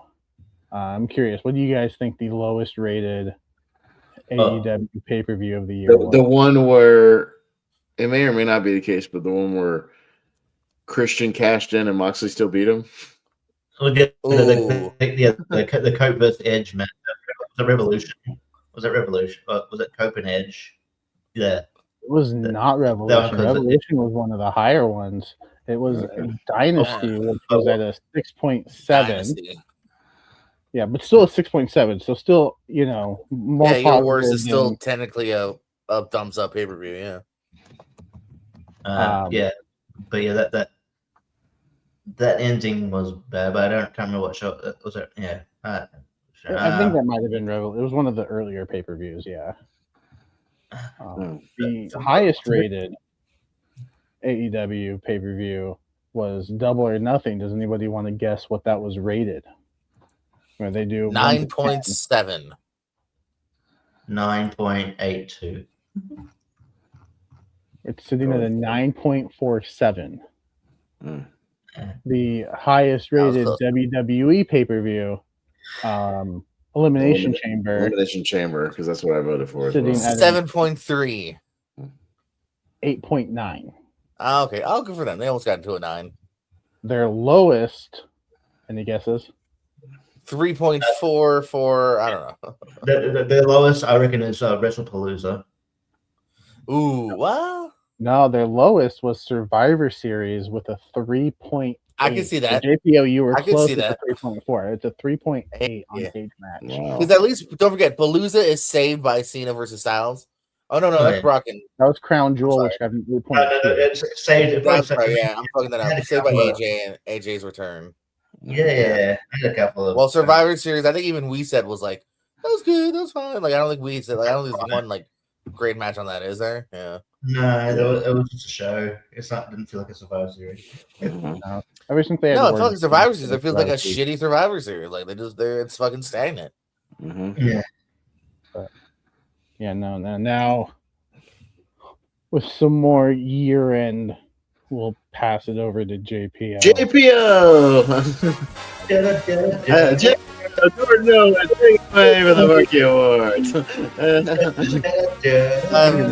Lonely Mark Awards, the Markies here. We've got appearances by The Rock, Travis Scott. What's that? But they promised. They said they'd be here. What do you mean The Rock? What do you mean The Rock's in? What do you mean he's in Hawaii right now? He doesn't care. He's doing Moana 2 reshoots. God dang it! No, we don't want Travis Scott. My job's done. My job's done. We're not doing that anymore. Okay. All right. Well, appearances by Jacob Barber, Austin Purcell, Richie Goodacre, and Jordan Pierce Owens. Just as good. Maybe Brian Newsbaum in the comments. There you go. There's your appearances. I love how there's current wrestlers, and then you got Stevie Richards. Hey, he had a good year. We don't talk about. We should have had like a favorite podcaster maybe, but because that's why I threw him in there. So I had all these ready. I did this is actually the last graphic I made. So and I was running out of time. So I was like, okay, who do I already? That's why Rhea and Dom are old ass pictures too. If you look at them, Dom's got a mustache. That's older, like Rhea from like 3 years ago. So yeah, these already pictures I already had, and yeah, I had a Stevie picture for some reason, ready to load it up. Hey, I appreciate his Dr. Stevie examines the injury, videos. Yeah. Well, no, that's what I'm saying. Like, I threw him in there because I was like, he's had a really good year. He's like the second Maven to me, where like he makes really good content, So, all right. So yeah, we'll kick it off here. I have 2 graphics per award, of course, the nominations, and then I do have one announcing the winner here. And they showed the final nominations too, because we had more than sometimes 5. If anyone's wondering how the voting worked, us and also several of our friends. Shout out to everyone that voted. We're able to vote in their kind of top 5, and then those are kind of ranked from there. So the final 5 of most improved and breakout were, this is just in alphabetical order, Braun Breaker, Dominic Mysterio, Javon Evans, Kyle Fletcher, and Maxine Dupri. Just do like a quick roundtable. Like, who do you think is, if you think there's a winner in your mind, and maybe anyone else you want to quickly mention too, that you're like, oh, they should have been here, Bez. Oh, I'll have to look up who I nominated on mine. I can pull that up really quick. Who else comes to mind? Yeah, whatever. Yeah. No, I still have my note app, so I can look it up. But yeah, as far as breakout, I would have included Stephanie Viker. I think she had a really good breakout year. Winning the title. Really getting over on the main roster. I would actually include Bandito in there. I think Bandito had a really breakout year because I know he's been around for a while, but I think this year he really elevated himself to almost like that main event level. And I can also make an argument, especially in the back half of the year, for Harley Cameron. Really having a breakout year as well. So now in my mind, the winner would be Javon Evans. I think he's had a hell of a breakout year, going from like kind of mid-card NXT guy to like legitimately people being like, this guy needs to be on the main roster like right now. Yeah. So that fast track and I, as much as Brian Alvarez rants about him, I do think he has a hell of a bright future. And to me, he was like a must-watch guy to where I watched way more of his matches this year. So I would have voted for Javon Evans. That's number 1. All right. That Pez is bouncy, Jacob. Mm-hmm. Yeah, I completely wouldn't give him my nominations based on Javon Evans, unfortunately. But yeah, my top 2 are here. Harley Cameron is also somebody I nominated, and then like for my 5th slot is like I want to shout out people who I don't think have a chance, but like I think they deserve some recognition. I think Sky Blue has improved a little bit throughout the year. So hopefully 2026, maybe she'll be on this list, because I think she can still, now that there's tag team titles for the women in AEW, I think maybe she can get featured a little bit more. But yeah, I think this is between, now that I see Javon Evans on there. Him and Dom. Those are the top 2 in my opinion. Richie? Yeah, how much more to add? The only 2 I could probably think that I could think of that could be Harley Cameron's a good shout, but so maybe JC Jane in a decent year. Won the NXT TNA championship. She had a good run. Honestly, Mr. Iguana.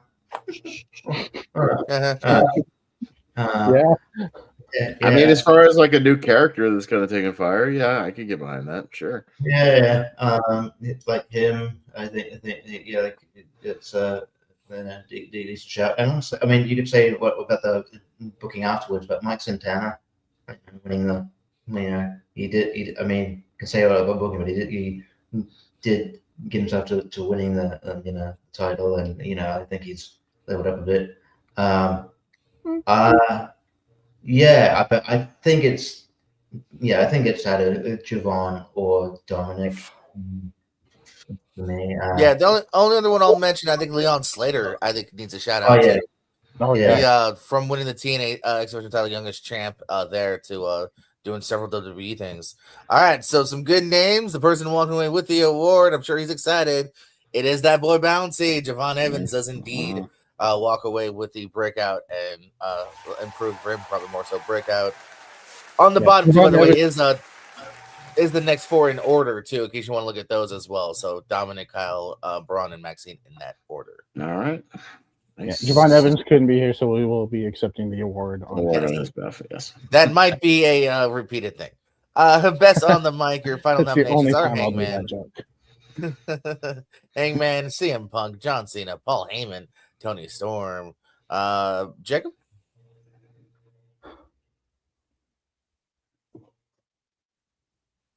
What are we doing? My internet's cutting out. Agree, disagree. Anybody would That's add? the same thing we just did. Yeah. No. If I real quick, was like who you think might win, and maybe like 1 or 2 honorables. Yeah, if I was able to do a 6, I would have put Adam Page. I have Drew McIntyre in my 5 instead of him. For me, I think best on the mic, we should just call this the Paul Heyman Award. That's my opinion. But oh no, I have LA Knight instead of CM Punk. Just kidding. But yeah, no, Adam Page would be a 6 for me. Paul Heyman, give it to him. Richard? Yeah, ones I would think of Gunther. I think Gunther has leveled up a bit on the microphone. He's quite comfortable on the mic, and he's quite entertaining on the microphone. And Becky Lynch, I think, is great on the microphone as well, especially the new heel character. I think I get what Adam Page on it because he had a really good that great promo, probably one of the promos of the year, but he just did that promo in Spanish. But to me, I can see it. I think it's out of Paul. I think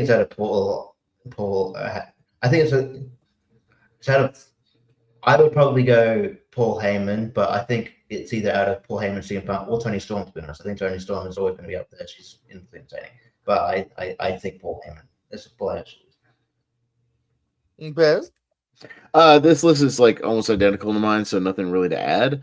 But I will say, yeah, Hangman Page really stepped up his game this year. I thought he cut some amazing promos, and he ended up making my list just for how he came out this year. But I think it's kind of a race between Punk and Cena. I think both of them still cooked really hard on the mic this year.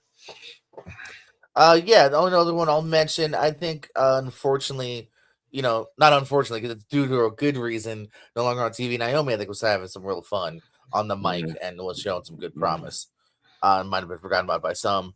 But it has come down to Cena actually got the win this year on most people's list somewhere. So I think, combined, he ended up walking away with it a little bit. Hey, he still got it, man. Even whether it's a heel or later as a babyface in the same year. Yeah, he's still got the power. One of the best. Yeah, that doesn't get talked about enough. Yeah. Bold prediction. No, I mean, yeah. He'll wrestle next year. No, what? He doesn't win the award this year. He becomes a really great manager the last 6 months of the year and then does. Yeah. Yeah, but yeah, even if you don't love his heel run totally, the first couple of promos were pretty fun. And then but selling seats later on, I think he could still do it. Yeah. Most underrated here, we got. I have to come back to the screen and look at this. John Bronson Reed, Carmelo Hayes, Finn Balor, Ludwig Kaiser, or El Grande Americano. A couple of people went right with there, and Lyra Valkyria. All right, Richie. I don't know what El Grande Americano is doing anything, but cool. Honorable mention. Yeah. So it just depends what your vision underrated is. I would I think I think Carmelo is up there, but he's finally gonna getting his due now. Finn Balor, he's kind of getting underrated now. I would almost put I would personally probably put Ludwig Kaiser. There's no other underrated people that I would really, I think interesting things are all WWE, by the way. So I'm trying to think of like others in I don't know. Yeah, we can always move on. Scorpio Sky, maybe he's underrated. But Ethan Page is someone who's also I think is underrated. But Yeah, so I'd probably say it's going to be Carmelo Hayes, but I would probably go Louis Kaiser personally. Pez? I haven't seen Ludwig Kaiser on TV mostly all year, so I don't know where y'all are getting that from. But anyways, He's so underrated. I heard I don't he's not know hurt how he anymore. makes this list when he's like not on television, but okay, whatever. Exactly. You He should be on television. Weird. But anyways, I had Lyra and Carmelo on my list. The only three I would quickly shout out is I still think Mark Briscoe is criminally underrated for having how many consistently great matches he has and doesn't really get credit for being like one of the best wrestlers on that roster. Brody King is the same way. I think he has consistently awesome matches and presence, and and still kind of is underrated. And then for even just for the last 2 or 3 months, when she kind of popped back on TV unexpectedly, I think Marina Shafir has really shown she's underrated as a worker. I think she's really, really good, and I'm glad that she's kind of back working consistently again, because she got back in the ring, and I was like, holy shit, she's really, really good. So I would even put her in the underrated category for the last couple of months. I had her most improved, by the way, too, like on my list, but yeah. Jacob? Yeah, I only had one of these guys on my list, Carmelo Hayes. So obviously, I think he's going to take this. Bronson Reed is a little. I'm questioning that. I think anyone who gets a win, a PLE win over Roman Reigns is not underrated. Maybe underutilized following the win, but instead of Finn, I had JD. I think JD McDonough is underrated. Akira Tozawa deserves better than a tag team that people don't. They're entertaining, looking like a bitch, so speaking in the Rumble, yeah. Julia, I think even though she did win the title, he could still be used a little bit better. And until he's given a title, I am always going to say Chad Gable. Yeah. Also, the only other person I can kind of think of as Josh Alexander is also another one that has fallen under the radar and just is maybe a 6-man here and there. I'm starting to believe Josh should have just gone to NXT, honestly. And he'd be a bigger star. He's kind of getting lost in the shuffle in AEW for what he was for TNA. He can always get turned around, but it's not that first year wasn't great. Barber just said it does indeed go to Carmelo Hayes, who is gonna, like I said, probably not gonna be here next year, maybe at least at the moment. They did just get that US title. Let's hope that ring goes good. Order after that, though, was Ludwig, Bronson, Finn, and Lyra. Again, where are these Ludwig things coming from when he's not on television? I don't know. Because that's the point. That's why it's just not. They're not using them. Oh, okay. We're gonna continue to talk some good stuff soon, but let's just do a little bit of shit talk real quick here. What is the worst moment or angle of the year? So I'm talking about the Cena heel run, kind of overall, a little bit of some bumps there. The Charlotte and Tiffy shoot promo. The MJF and Hurt Syndicate, I put thumbs down, get it, because I kept doing that shit all year. R Killings, I said, because instead of R Truth, we're on Killings. Who is he? It doesn't matter. It's just back to R Truth. And Travis Scott. Just good old Travis Scott. And just kind of some of the stuff that happened with Cena this year here. Can maybe even throw in kind of WrestlePalooza as a dishonorable mention as well with fucking Brock.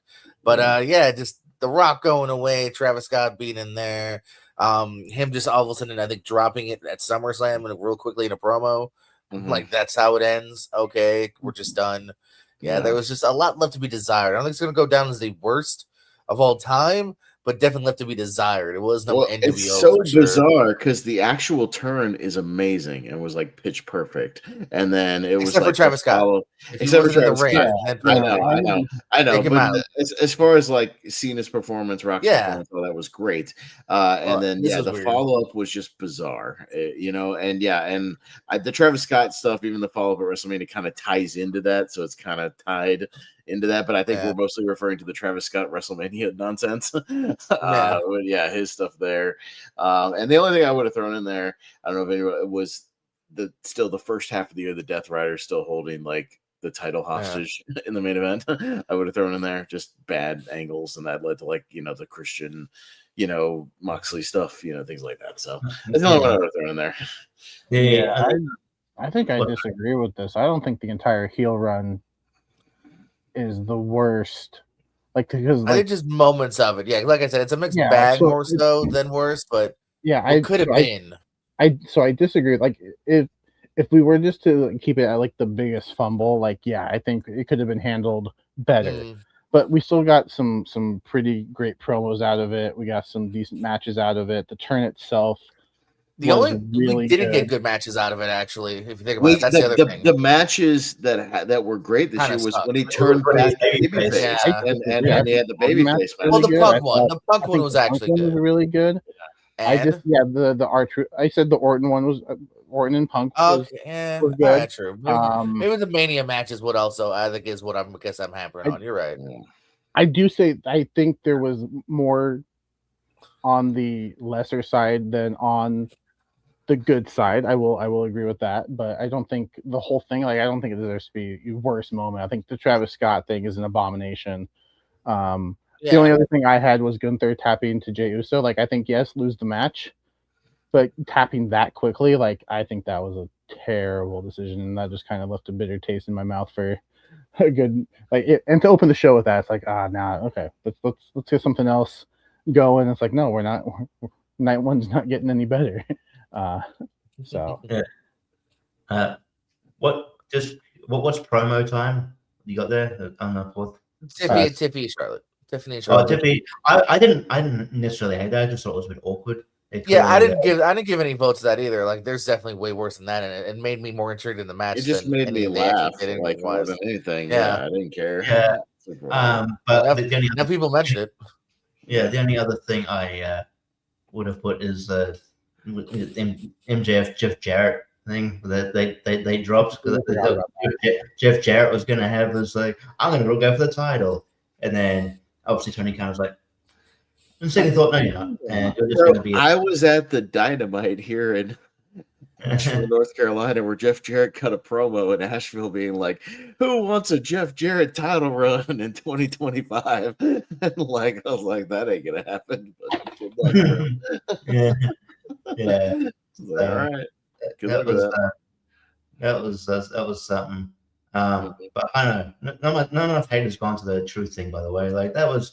Like that was so cool. Like they brought the fans wanted it. They brought it back. Like, okay, cool. The listing, and then it was just done. Like it was clear that clear that they didn't really see much in truth at the point anyway. Because otherwise they would have done something with it.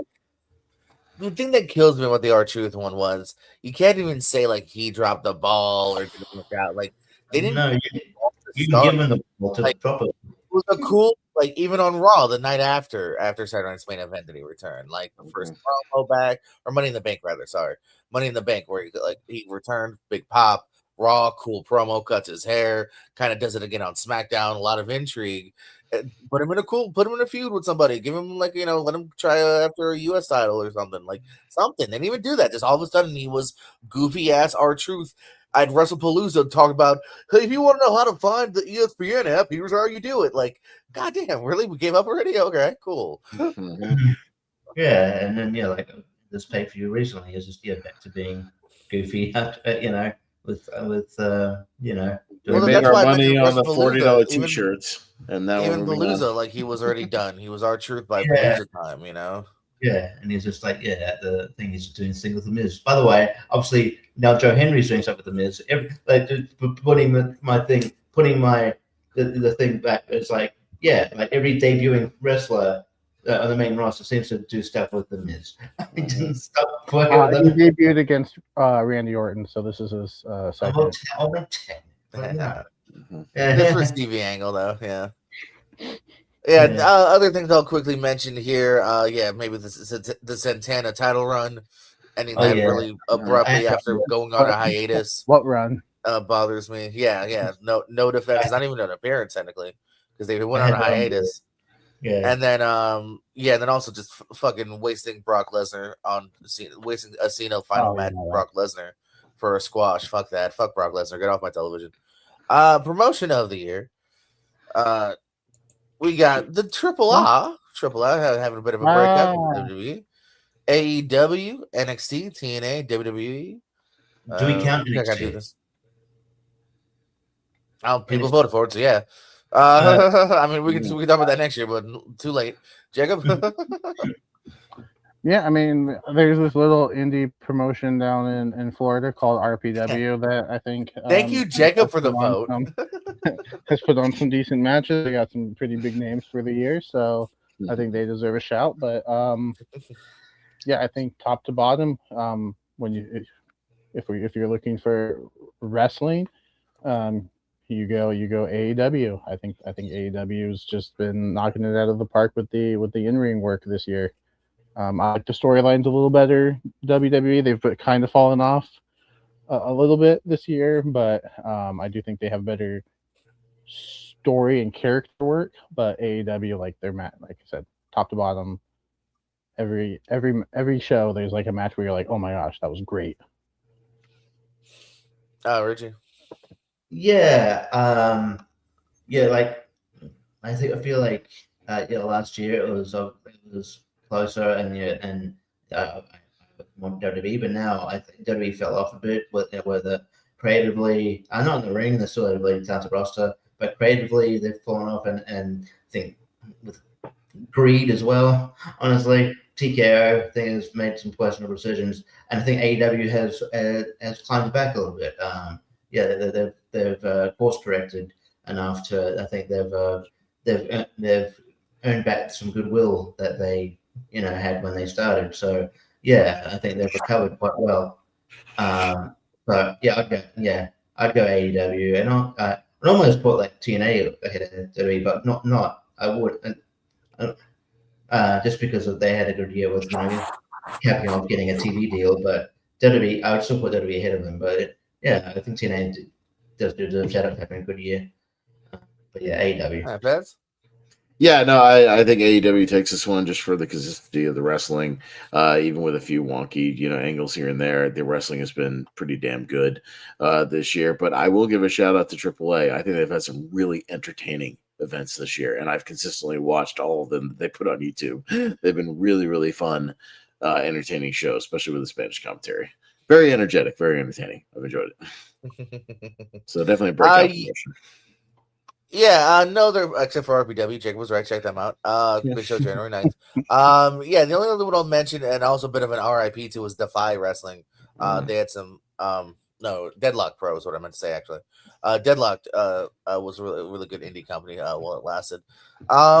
So I'm gonna agree that the winner definitely should be AEW, and it was. Yeah, I mean, I just think this year they've dropped the ball a little bit, but I don't feel like they dropped the ball as much as WWE. Because, for instance, let's look at the worst of the list, right? We all shit on the MJF storyline, but at least that was like a mid-card storyline. Well, WWE fumbled on the Cena thing, which is the biggest storyline of the year. They fumbled on R-Truth, which was like also a huge storyline. Like, there's greed that Richie mentioned. Like, I'm also just not a fan from like a backstage perspective either. Yeah. They were 20 minutes from my house on Tuesday. I didn't go because it's fucking expensive, and I thought it was too much for a house show. So I think that sucks. You hear about the AI writers and all the other they're political. They get kind of political sometimes too. So yeah, I don't know. Yeah, AEW hasn't gotten like you said, greedy like them. Like you can still I went to several shows and at a very reasonable price. You can bring a loved one and not kill I can bring my loved one to the show. We could spend God forbid you have a kid that wants to go. Yeah. All together, consistent under $100 and go to the show, which is very reasonable. And still have good seats. Yeah, and I know you want to make money with like the corporate stuff, but it's just too much now. With the ring's got 17 sponsors, and your table's on a table. It's a Slim Jim table. Like when the kicker for me was that I think it was that Mark Shapiro guy who's part of TKO when he said that the problem with Vince is that he was focusing on the average income family. And, he said it like. What a dumbass Vince was! Like it's so cold, And I'm like, when you make Vince look like a good guy, you're fucking people. You're making me like defend Vince. How dare? Jesus Christ!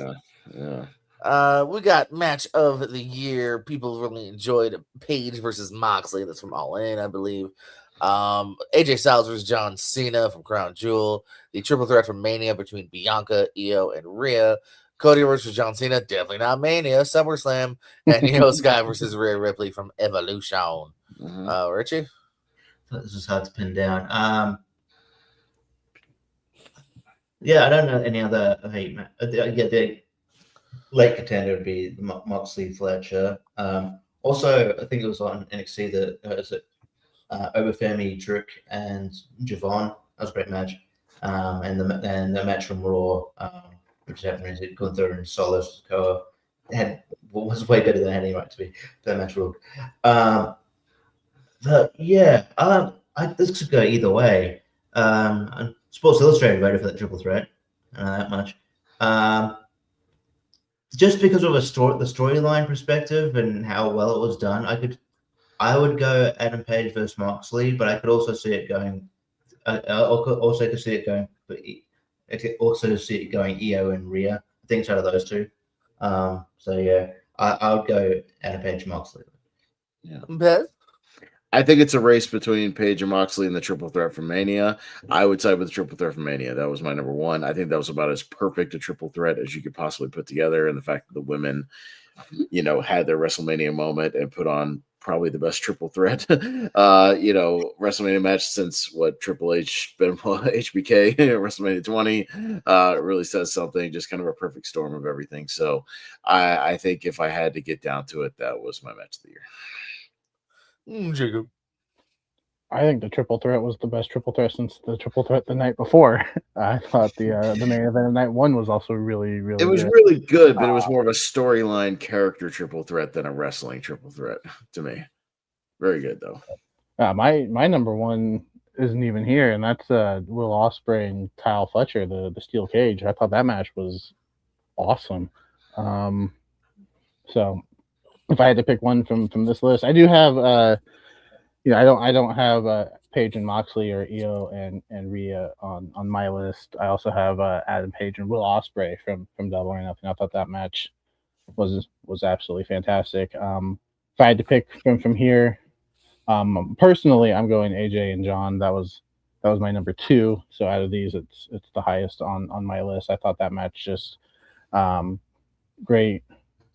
I think great wrestling. I think great nostalgia, great tributes to the kind of the wrestlers that they've worked with a lot. And I rewatched it the other day, and Smithly started chanting for the 619, and he does the drop toe hold on Styles into the rope and the pop, and like I wanted to see it. I wanted to see John Cena do a 619 on the bingo card for 2025. But yeah, I thought that match had everything. Like it was like fantastic. But I wouldn't be surprised if it was Page and Moxley or the triple threat. Well, then you might be surprised that it's Page and Mox actually did end up taking it by a little bit there from All In over in Tejas. A lot of people loved Styles for Cena. Yeah, that triple threat got some good love too. Mm-hmm. What's up? What would you vote for? You didn't say. Oh, my stuff was a little bit all over the page too. I had that at some point. I did like Styles versus Cena. That's all the good stuff. I also really like Tony versus Mariah May too. I thought that was a good. Oh yeah, I had that match on my list as well. The Hollywood ending match was a lot of fun. That should have made event. If we did a best women's match, like that triple threat, and then Mariah May and Tony, like it would have been that because that's like a close 6. Yeah, maybe even Becky and Lyra, that one match that was awesome. They had the one favorite was great. The one with that crazy like linchpin pin thing or whatever. Yeah, really good shit. And a good match every year too is those NXT does a deadline match. It's kind of more or less like a scramble, and they had a really good one this year too. Yeah. Actually, that makes it another breakout. Sorry, is Kendra. It should probably be the breakout for the next year. This year is that Kendra Gray. Yeah, she kind of broke out a little too late. Yeah. Also, she kind of broke. Bandito and Hechicero. Yeah. Oh yeah, that one like 38-minute match. Yeah. Tag team match though of the year. We got some love for AJ and Punk taking on Rollins and Lynch, the couple, Brodito and FTR, and then some TLC love for both SmackDown and SummerSlam, and then also Swerve and Ospreay versus the Bucks. Pez. Yeah, I think I would probably have, and I think what will win is probably the SummerSlam TLC because that SmackDown one was great, but man, that SummerSlam one was fire. That SummerSlam one was just it's 20 minutes of just straight nonstop nuttiness. But I tell you what, the dark horse for me would be is that Brodito FTR match was awesome when we were watching it. We were like, holy shit, this match is fantastic. So definitely kind of culminated a lot of the Brodito stuff. So that would be my dark horse, but I think if I had to go with my prediction, I think the SummerSlam TLC probably takes this. Yeah, go. Yeah, I actually, I have both TLCs on my list. I have the SummerSlam. I have the I have the SmackDown one a little higher, just for me personally. But of these, I'm going Swerve and Ospreay over the Bucks. I think that match absolutely ruled. I also want to shout out. I have a Brodito match, but I have the Okada Takeshita Brodito match. I thought that match was fantastic, and then also shout out to Omega and Ospreay versus Fletcher and Takeshita from Grand Slam in Australia. I thought that match was really good too. So I'll be honest, did not go back and rewatch AJ and Punk versus Rollins and Lynch, so I can't really speak on that, but I'm sure it deserves to be here. Richard? Yeah, AJ and Punk versus Rollins was good, but I think it was just, it was cool because you get to see AJ back in the ring, and I think she, solid. It was a well-worked match. Yeah, I also had TLC SmackDown ahead of SummerSlam. I thought they're both really good, but man, SmackDown, I think they had a chip on the shoulder because I think they were supposed to be, they were left off the WrestleMania or whatever, and I'm like, dude, you should have been honest. I think it's gonna. I personally, just by a hair, would go Brodito FCR, but I could see I could see the TLC or even the Swerve match. That's where Ospreay Young Bucks match winning, but I'll go Brodito FTR. Yeah, that's good stuff here too. Omega and Ospreay versus Takeshita, and Fletcher was really cool too from Australia. Right? You remember that? But yeah, Swerve and Ospreay take on the Bucks. Did end up getting the votes here. From All In, All In love this year actually. Yeah, All In, I guess, doing what's going to win good. show of the year? Who knows? And then everyone forgot. But yeah, as you can see down below, the TLC is also getting some good amount of love here. Brodito and FTR really was awesome as well here. And then the couple fight coming out in the end. Show of the year, All In, Double Nothing, Elimination Chamber, Evolution, and Revolution were your nominations here. Jacob? Yeah, unfortunately, I don't know why I just didn't go back and watch Evolution. I think time got away from me or whatever. I did show some love to Death Before Dishonor. I thought that was really solid. That's right. All In. I thought top to bottom, a little long, but great show. Richard? Yeah. To me, it's at a Evolution or All In. I think Evolution. Yeah, I was worried about it because I feel like they only brought it back to be counter programming to AEW because WWE were being really petty this year. It's probably another mark against them. I didn't think it worked out every time they were, but it was really good. It capped off by really, really fun main event, and I think it shows that they should do it every year, but they're not going to, which is stupid. But I don't know. But yeah, so I would just by top to bottom, I'd probably go All In and Evolution second, but I wouldn't be mad if most of these won. Biz. Yeah, I had this list is almost identical to mine, so nothing really to add there. I think All In probably takes it because while it was my only criticism, it was a very long show. What was that, like a 6-hour show? It was very, very long. Plus the pre-show and all that. If you go back and watch it in two pieces, it's fine. But yeah, enough matches, big moments, a great ending to the show. I think it works. So but yeah, Elimination Chamber, I agree, was probably the best overall WWE show that's there, so it deserves to be there. But I think All In probably takes this one. Yeah, no, good shot from Jacob for Death Before Dishonor, Ring of Honor, their TV's kind of forgettable. Again, wrestling wise, hey, Tony Khan, look at that. Your stories are lacking, but your pay-per-views are good. Can't deny that. You have good rosters. And then also too for WWE wise, I thought SummerSlam was actually pretty decent too this year. And then the AEW ones are kind of right here. And yeah, it is indeed all in. Not too much of a surprise. It got both matches. I didn't even think about that till just now, actually, too. Yeah. I'm looking at everything. It got both matches of the years here. I mean, killer tag, killer singles, and there's several more matches that are well worth going on your way to watch. Best non-wrestler, so someone on the mic, maybe, or at the booth here, as you can see, manager of sorts. Don Callis, Michael Cole, Paul Heyman, Stokely Hathaway, Wade Barrett, Richie Goodacre. You're not nominated, but you can talk. It must be lost. Can you count the belts again? I'm pretty sure. Hanging Chad, you almost got it. I feel like it's Paul Heyman. Like he was involved in major storylines. Like he great on the mic. He was a central part of the vision, but central part of he's become like an important character. It's like very prestigious to be aligned with him. So I think he's just a very pivotal character in wrestling, and I think he had a great year.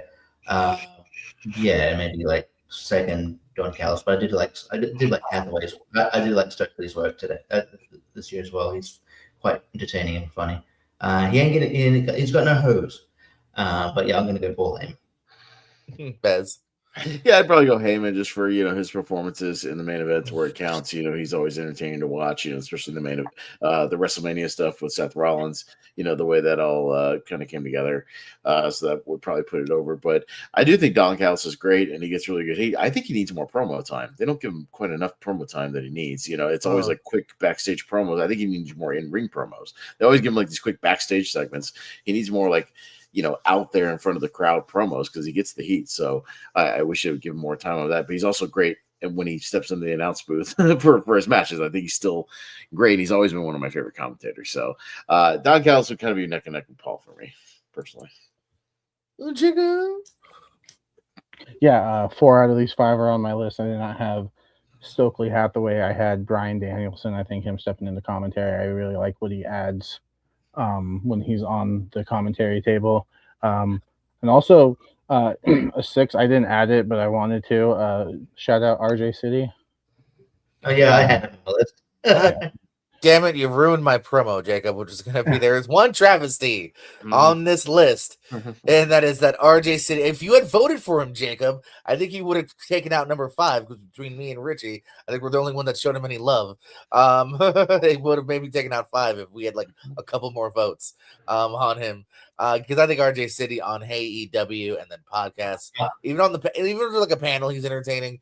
But yeah, AEW is one of my favorites. They just uploaded in 4 chunks, all of it, a marathon wise. I'm gonna do it. I'm literally gonna go and rewatch them for because there goes my morning every Sunday morning. So that's gonna be my new morning routine. I think it's watch AEW. Because they finished it, right? It ended. Yeah, he said they were running out of guests, and he didn't want to necessarily start repeating guests and run out of he kind of feels all right, hey, I did my shtick. With how big the AEW roster is, I don't believe that. Well, it is. I don't know. People get signed and fired all the time, dude. He's gonna, fucking wait until fucking they hire Kevin Owens next year or some shit. I don't know, but yeah. But that's my other qualm. But it does go to Paul Heyman. He is the non-wrestler of the year. We had him nominated for best on the mic too. Not super surprising. Always fun. But yeah, much love to the cool. The 2 commentators made it. Barrett and Michael Cole. Tag team of the year. Some love to Alexa and Charlotte. I believe the only female tag team on here. Brodito did get in there. FTR is in there. The Hardys. Good job for the Hardys on 2025. And the Young Bucks. Finally went 5 for 5. Hey. And my pick is Brodito. When I saw them as a tag team, I thought, it's just going to be a short-lived thing. But they went on a pretty lengthy run, a decent run. They had fantastic matches. I think FTR, the Young Bucks, I think they're always going to be in the conversation because they're just extremely talented. I did like the broke Bucks, the whole money angle. that they did this year.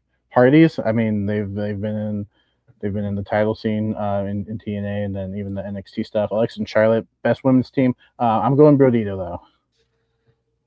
Yeah, Richie. Yeah, I'll give a shout out to Alexa and Charlotte, because Charlotte was like, I think she was definitely meant to be a babyface, but she was getting heel reactions because of the Tiffany stuff.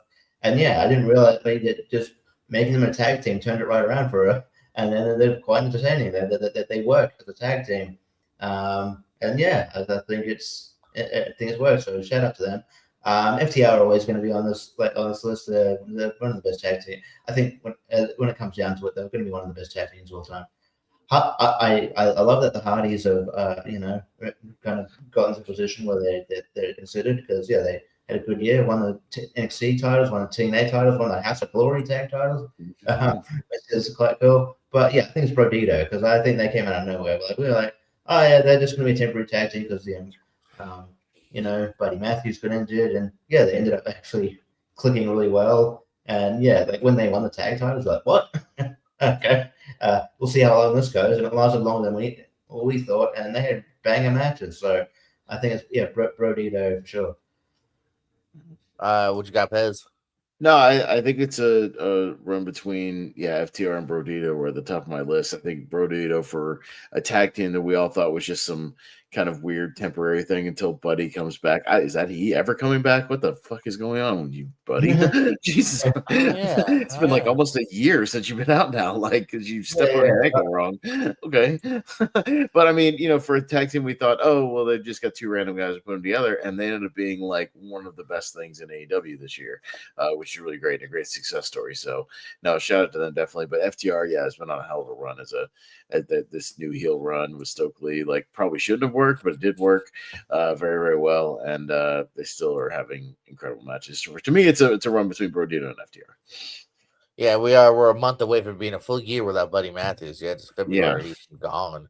I mean, there's been some other fun tag teams. Jet Speed was fun with Bailey and Kevin Knight. They had some good stuff. Fraxxam was on the main roster, which is cool. Talk about underrated, underused. How about your boys, Motor Machine Guns, Jacob? Not even you voted for them. Use more, and yeah. No, I know. I'm not saying I'm saying unfortunately, like they didn't get any votes, and I love them too. Or the White Six, who are the tag champions, are not even on it. Yeah, they got some votes, but they didn't make the finals. A little too late, I think. They were there all year. They just barely got used. One team I almost put on my list, AAA, the Psycho Clowns. I really like them a lot. I almost had them as like an outside, like in a greater top 10 or something. I think they've been really entertaining. And went through. This one was pretty close. It might have been like the top three are all very close, but the Hardys actually did even out this year here for tag team. I know they had my personal vote just for like longevity of the entire year. Like they literally from January to December were having like titles and runs, and while the Dudley's Boys match did leave something to be desired match-wise, in my opinion, the moments I thought were there, and the fact that it happened is cool. But they had other really good matches though too. Like they had really good stuff in TNA with like either the Rascals or even in NXT with Dark State. So like they had a decent year. I could not find a more updated photo. JP, tell me back in 2000, 2001, hey, 25 years from now, these guys are like tag team of the year. You'd be like, you're even nominated? Yeah. Yeah. What are you they're going to be broken and dead. Yeah. And even 2026, if they can get the full year, at least be nominated again. What's crazy is if storylines play out, it could be the nominees on tag team of the year could be the Hardys and Edge and Christian. Yeah, if they actually come back a little more full force, I kind of thought they would have had it maybe this year, but then Edge just went and did Percy Jackson and I don't know what. And he's in Beekeeper too. Sweet. We are almost there because I believe this is your penultimate one right here. It is the female wrestler of the year. We got Io Sky, Chris Statlander, Mercedes Moné, Stephanie Valcor, and Toni Storm. Richard? Yeah. This is really tough. I think Chris Statlander had a good second half of the year. She's really, really good. And yeah, I'm glad. I've always been a huge fan of her, I think, and I'm glad I think it's come together for her really well. Mercedes Moné, like obviously she had a great year with all the belt collecting and stuff, and I think she's been fantastic. Stephanie Verker, really good. Tony Storm's always going to be on this because she's just a fantastic, one of the best women wrestlers in the world. I think the one that leveled up in terms of match quality is Io Sky. I think Io Sky you can make an argument she's one of the best wrestlers, not male or female, in the world. She's absolutely fantastic. I think she's just a marvel to watch. She's just so like she's got everything down. Like she's just the ring psychology, charisma in the ring, she's just fantastic. So I think when it all said and done, I think Io Sky will also be pretty heralded as one of the best of all time because her in ring matches are superb. So I'll go Io Sky. Pez? Yeah, no, my list very, very similar. The only person I had on my list also was Becky Lynch. I think she had a hell of a year this year. Yeah. So I would give a shout out to her. But yeah, for me, my number one is Io. I think Io has been the most consistently entertaining and just one to put on banger match after banger match, and she's super fun to watch. And yeah, the fact that she had on my short list of matches of the year 2 of the nominations between the WrestleMania triple threat and the Io Rhea that turned into a triple threat, at Evolution. But yeah, that says a lot about her entertainment value and skills in the ring. So for me, it was Io at the top. I'll just honorable mentions. Chelsea Green, I think, because it's constantly super entertaining, and I hope she gets an even bigger push next year. That'd be nice. A couple of US runs this year, which was cool. A little bit fallen is Mommy, Rhea. We mentioned she had one of the matches of the year. I don't maybe they spread the love a little bit here. It's not like she's done nothing recently, and she did get some votes for the record too. Tiffany Stratton also kind of had her moment and run, but maybe the run wasn't the greatest, so that kind of got forgotten about as well. Of course, as you see, my girl Tony, she's. Jacob, what do you have? Oh, let's give Jacob. Sorry. Jacob, go. Yeah, no, my top 4 here. That's so good. My top 4 here: Io, Tony, Mercedes, and Stephanie. I think all had great years. I wanted to show some love in that 5th spot to Naomi. I thought Naomi had a fantastic year. Yeah. Oh yeah, I was going to say that too. Great character work, great heel work, and if I was about to say unfortunately. Had to miss time. It's not unfortunately. It's very, very fortunate. She's bringing life into the world. I literally said that earlier. I said unfortunately. I went, oh wait, no, that's the wrong word. No, she didn't get hurt. It's a good reason that she's missing time.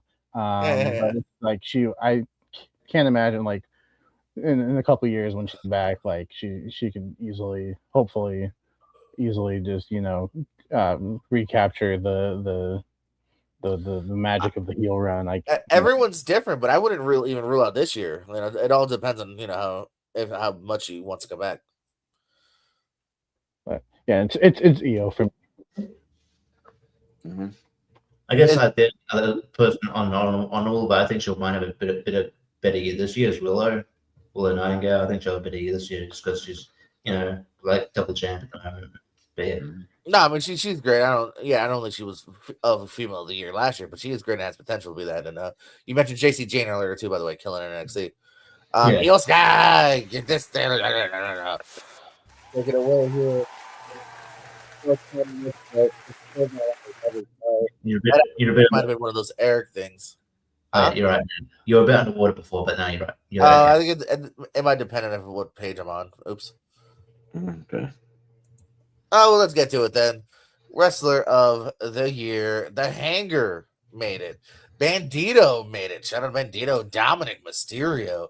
John Cena. Kyle Fletcher. Who walked away Wrestler of the year? Pez?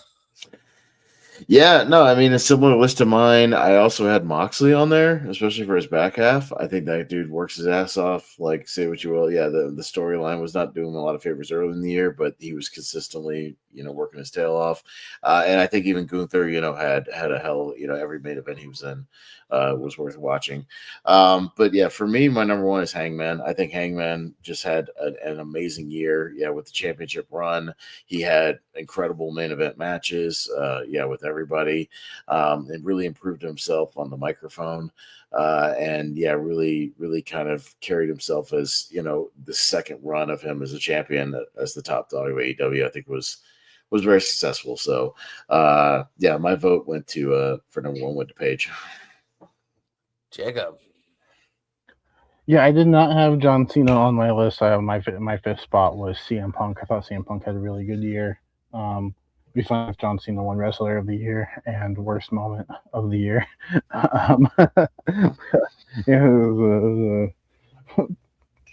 Best of both worlds for him. No, my vote goes to Bandito. I think what he was able to do as Ring of Honor champion, but also in the tag team division. Great matches in both divisions. I thought, yeah, just fantastic year for him. But also Kyle Fletcher, I think, as the TNT champion, I think, and his feud with Ospreay, I think had some bangers. So I wouldn't be surprised if he snuck it out. But yeah, I think not a bad five here. Like I said, Fletcher worked his ass off this year. If we could give the workhorse award for the year, Fletcher worked his ass off this year. So hats off to him. Great. I think in two different ways you got to give a lot of credit to Fletcher and Dom of not main eventers, but both made Wrestler of the Year. Like they've made a real impact for being technically on the mid card. Yeah, hell yeah. Yeah. Richie?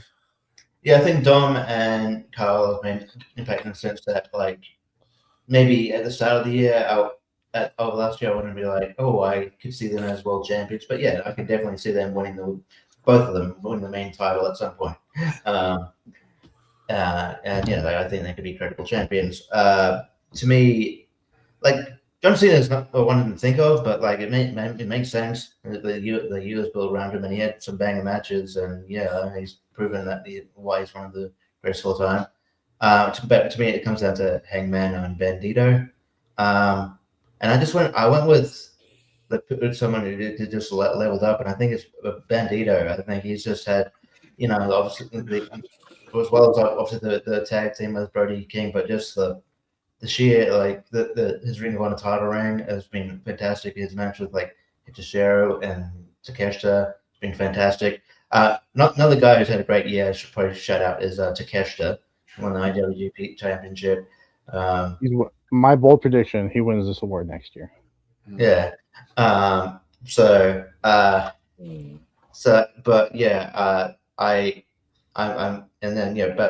Ben Dennis had a great match in CMLL, just five star banging. So I think he's leveled up to a point where I'm like, he's really got people to take notice. So I'll go Bandito, but it's close between him and Page.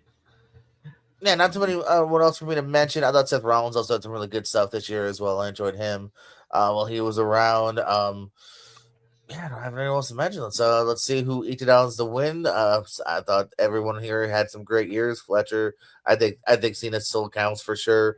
The highs were at least high, but Hangman, Adam Page, wouldn't have seen that coming at the beginning of the year either. But very close to Dominic, by the way. Another close one. Dominic had a lot of love over the board as well, followed by Cena, Bandito, and Fletcher here. So, shout out to the Hanger, man. Kind of can't deny. Good year, good on the mic. Was mentioned on the mic. One match of the year. So this kind of tracks, I feel. And his also his transition with the character going from the uber heel to back to being a babyface was pretty well seamlessly done. So I think that contributed as well with the crowd getting back behind him. Maybe my favorite stash of the business too. This is a fucking manly ass stash.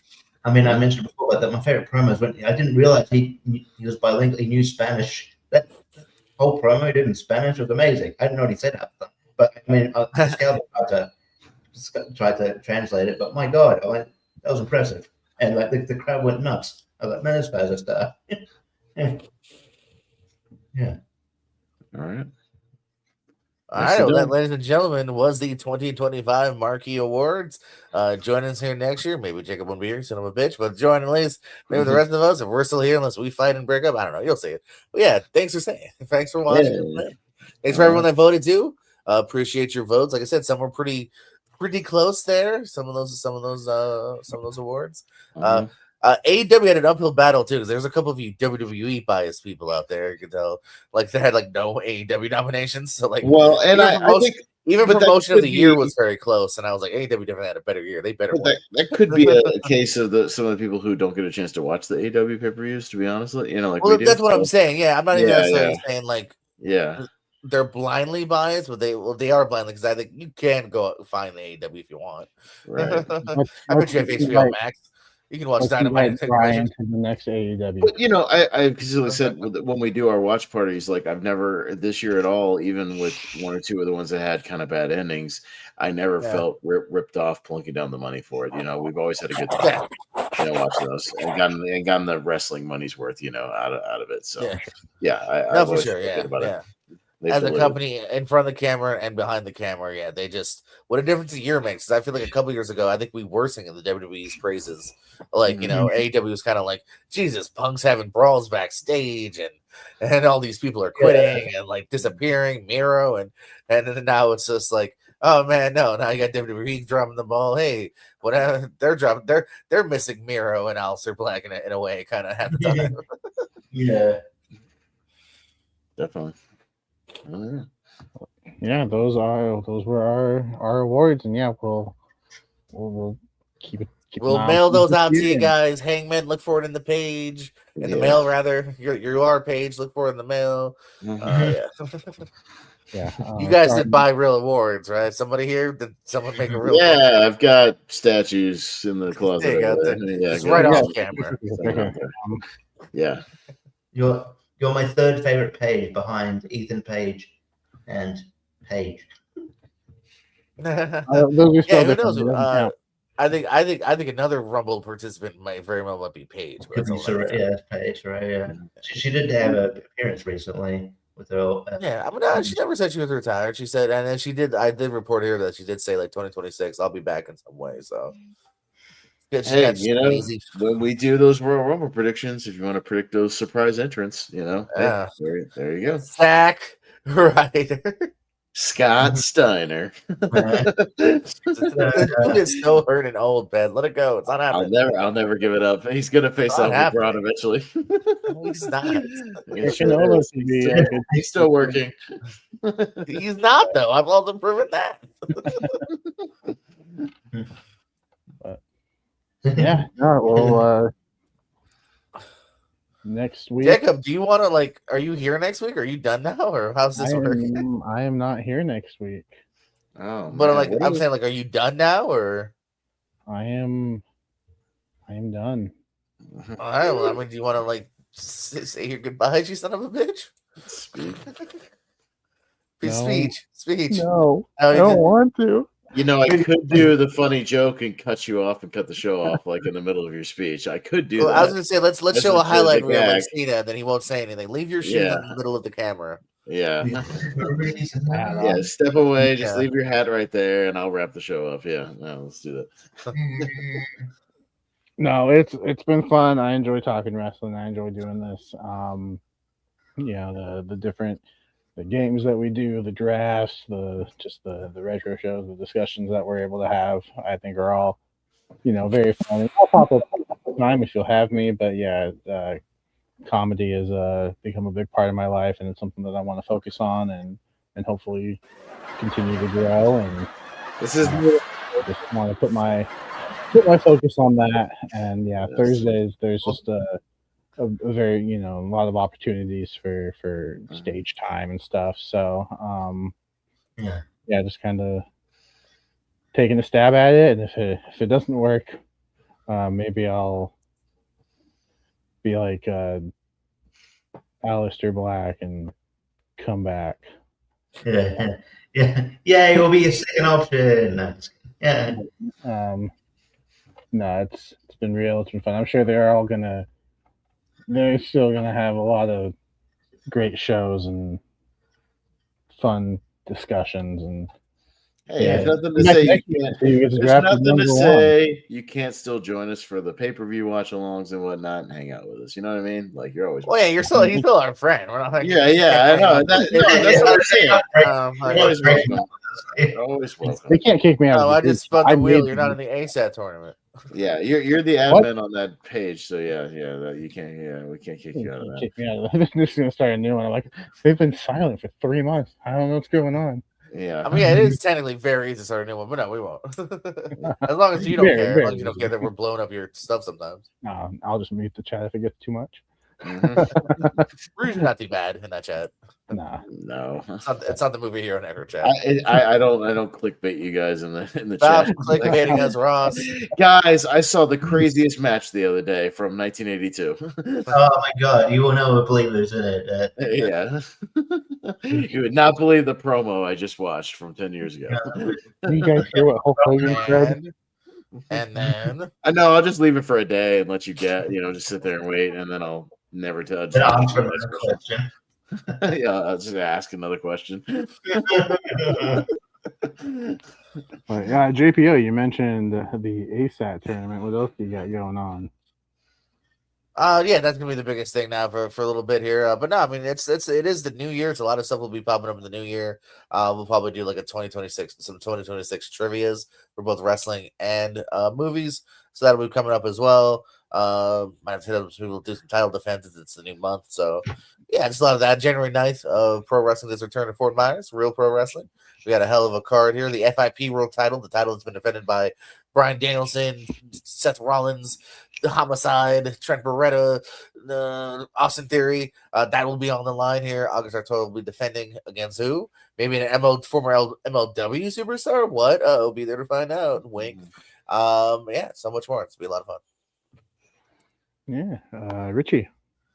Yeah, no, you can probably find me in an ASAT tournament where JPO will match me up favorably. I'll then Venmo you money to make sure that. Oh, I'm probably gonna do that legit live, so everyone knows I'm not bullshitting. I'm probably gonna like spin a wheel and everything, so you'll see. Michael Turner decided, Michael Turner somehow was not even in the tournament. You're gonna play Michael Turner, who's not even in the tournament somehow. Yeah, I know, he's gonna magically get on the wheel last second. Yeah, yeah. No, I think a wheel to decide the matchups would be really fun. I'd watch it. Yeah, that's what I mean. Yeah, then everyone knows it's on the up and up. If you get someone hard, sorry. If you get someone easy, good for you. Yeah. So yeah, I'll be on that. Be on the worst movie post tournament on 25. So I'm also doing. I'll be doing some Jeopardy also on what horror. So check those out. That's what I've got going at the moment as the year gets started. So yeah, I have some more stuff as the year rolls on. But yeah, Pez. Yeah, no, I've also got some Why We Love Horror. Got a number one contender tag team match next week that we became number one contenders by me just playing by myself. So that happened. Representing the entire team. So that happened. JPO was there. He saw it. Yeah. That was weird. So a 6-person triple threat tag. Triple threat tag match with just one person from each team. That was weird. But that's how it worked out. So yeah, we'll be taping that next week. Tournament fights over on the Movie Hero Network. Yeah, we got worst movie posters, which I'm hosting and spearheading tomorrow night. That'll be fun. JPO will be there. Yeah, we'll just be voting on these crazy ass posters. So it's gonna be fun. Just voting which one's worse, which one's more offensive to your eyeballs. So that'll be fun. It's all the bad ones you can think of, and some ones you've probably never even seen before. I've got some doozies, so we'll have some fun with that. Not much outside of that over the next week. We'll decide what we're doing next week for the show.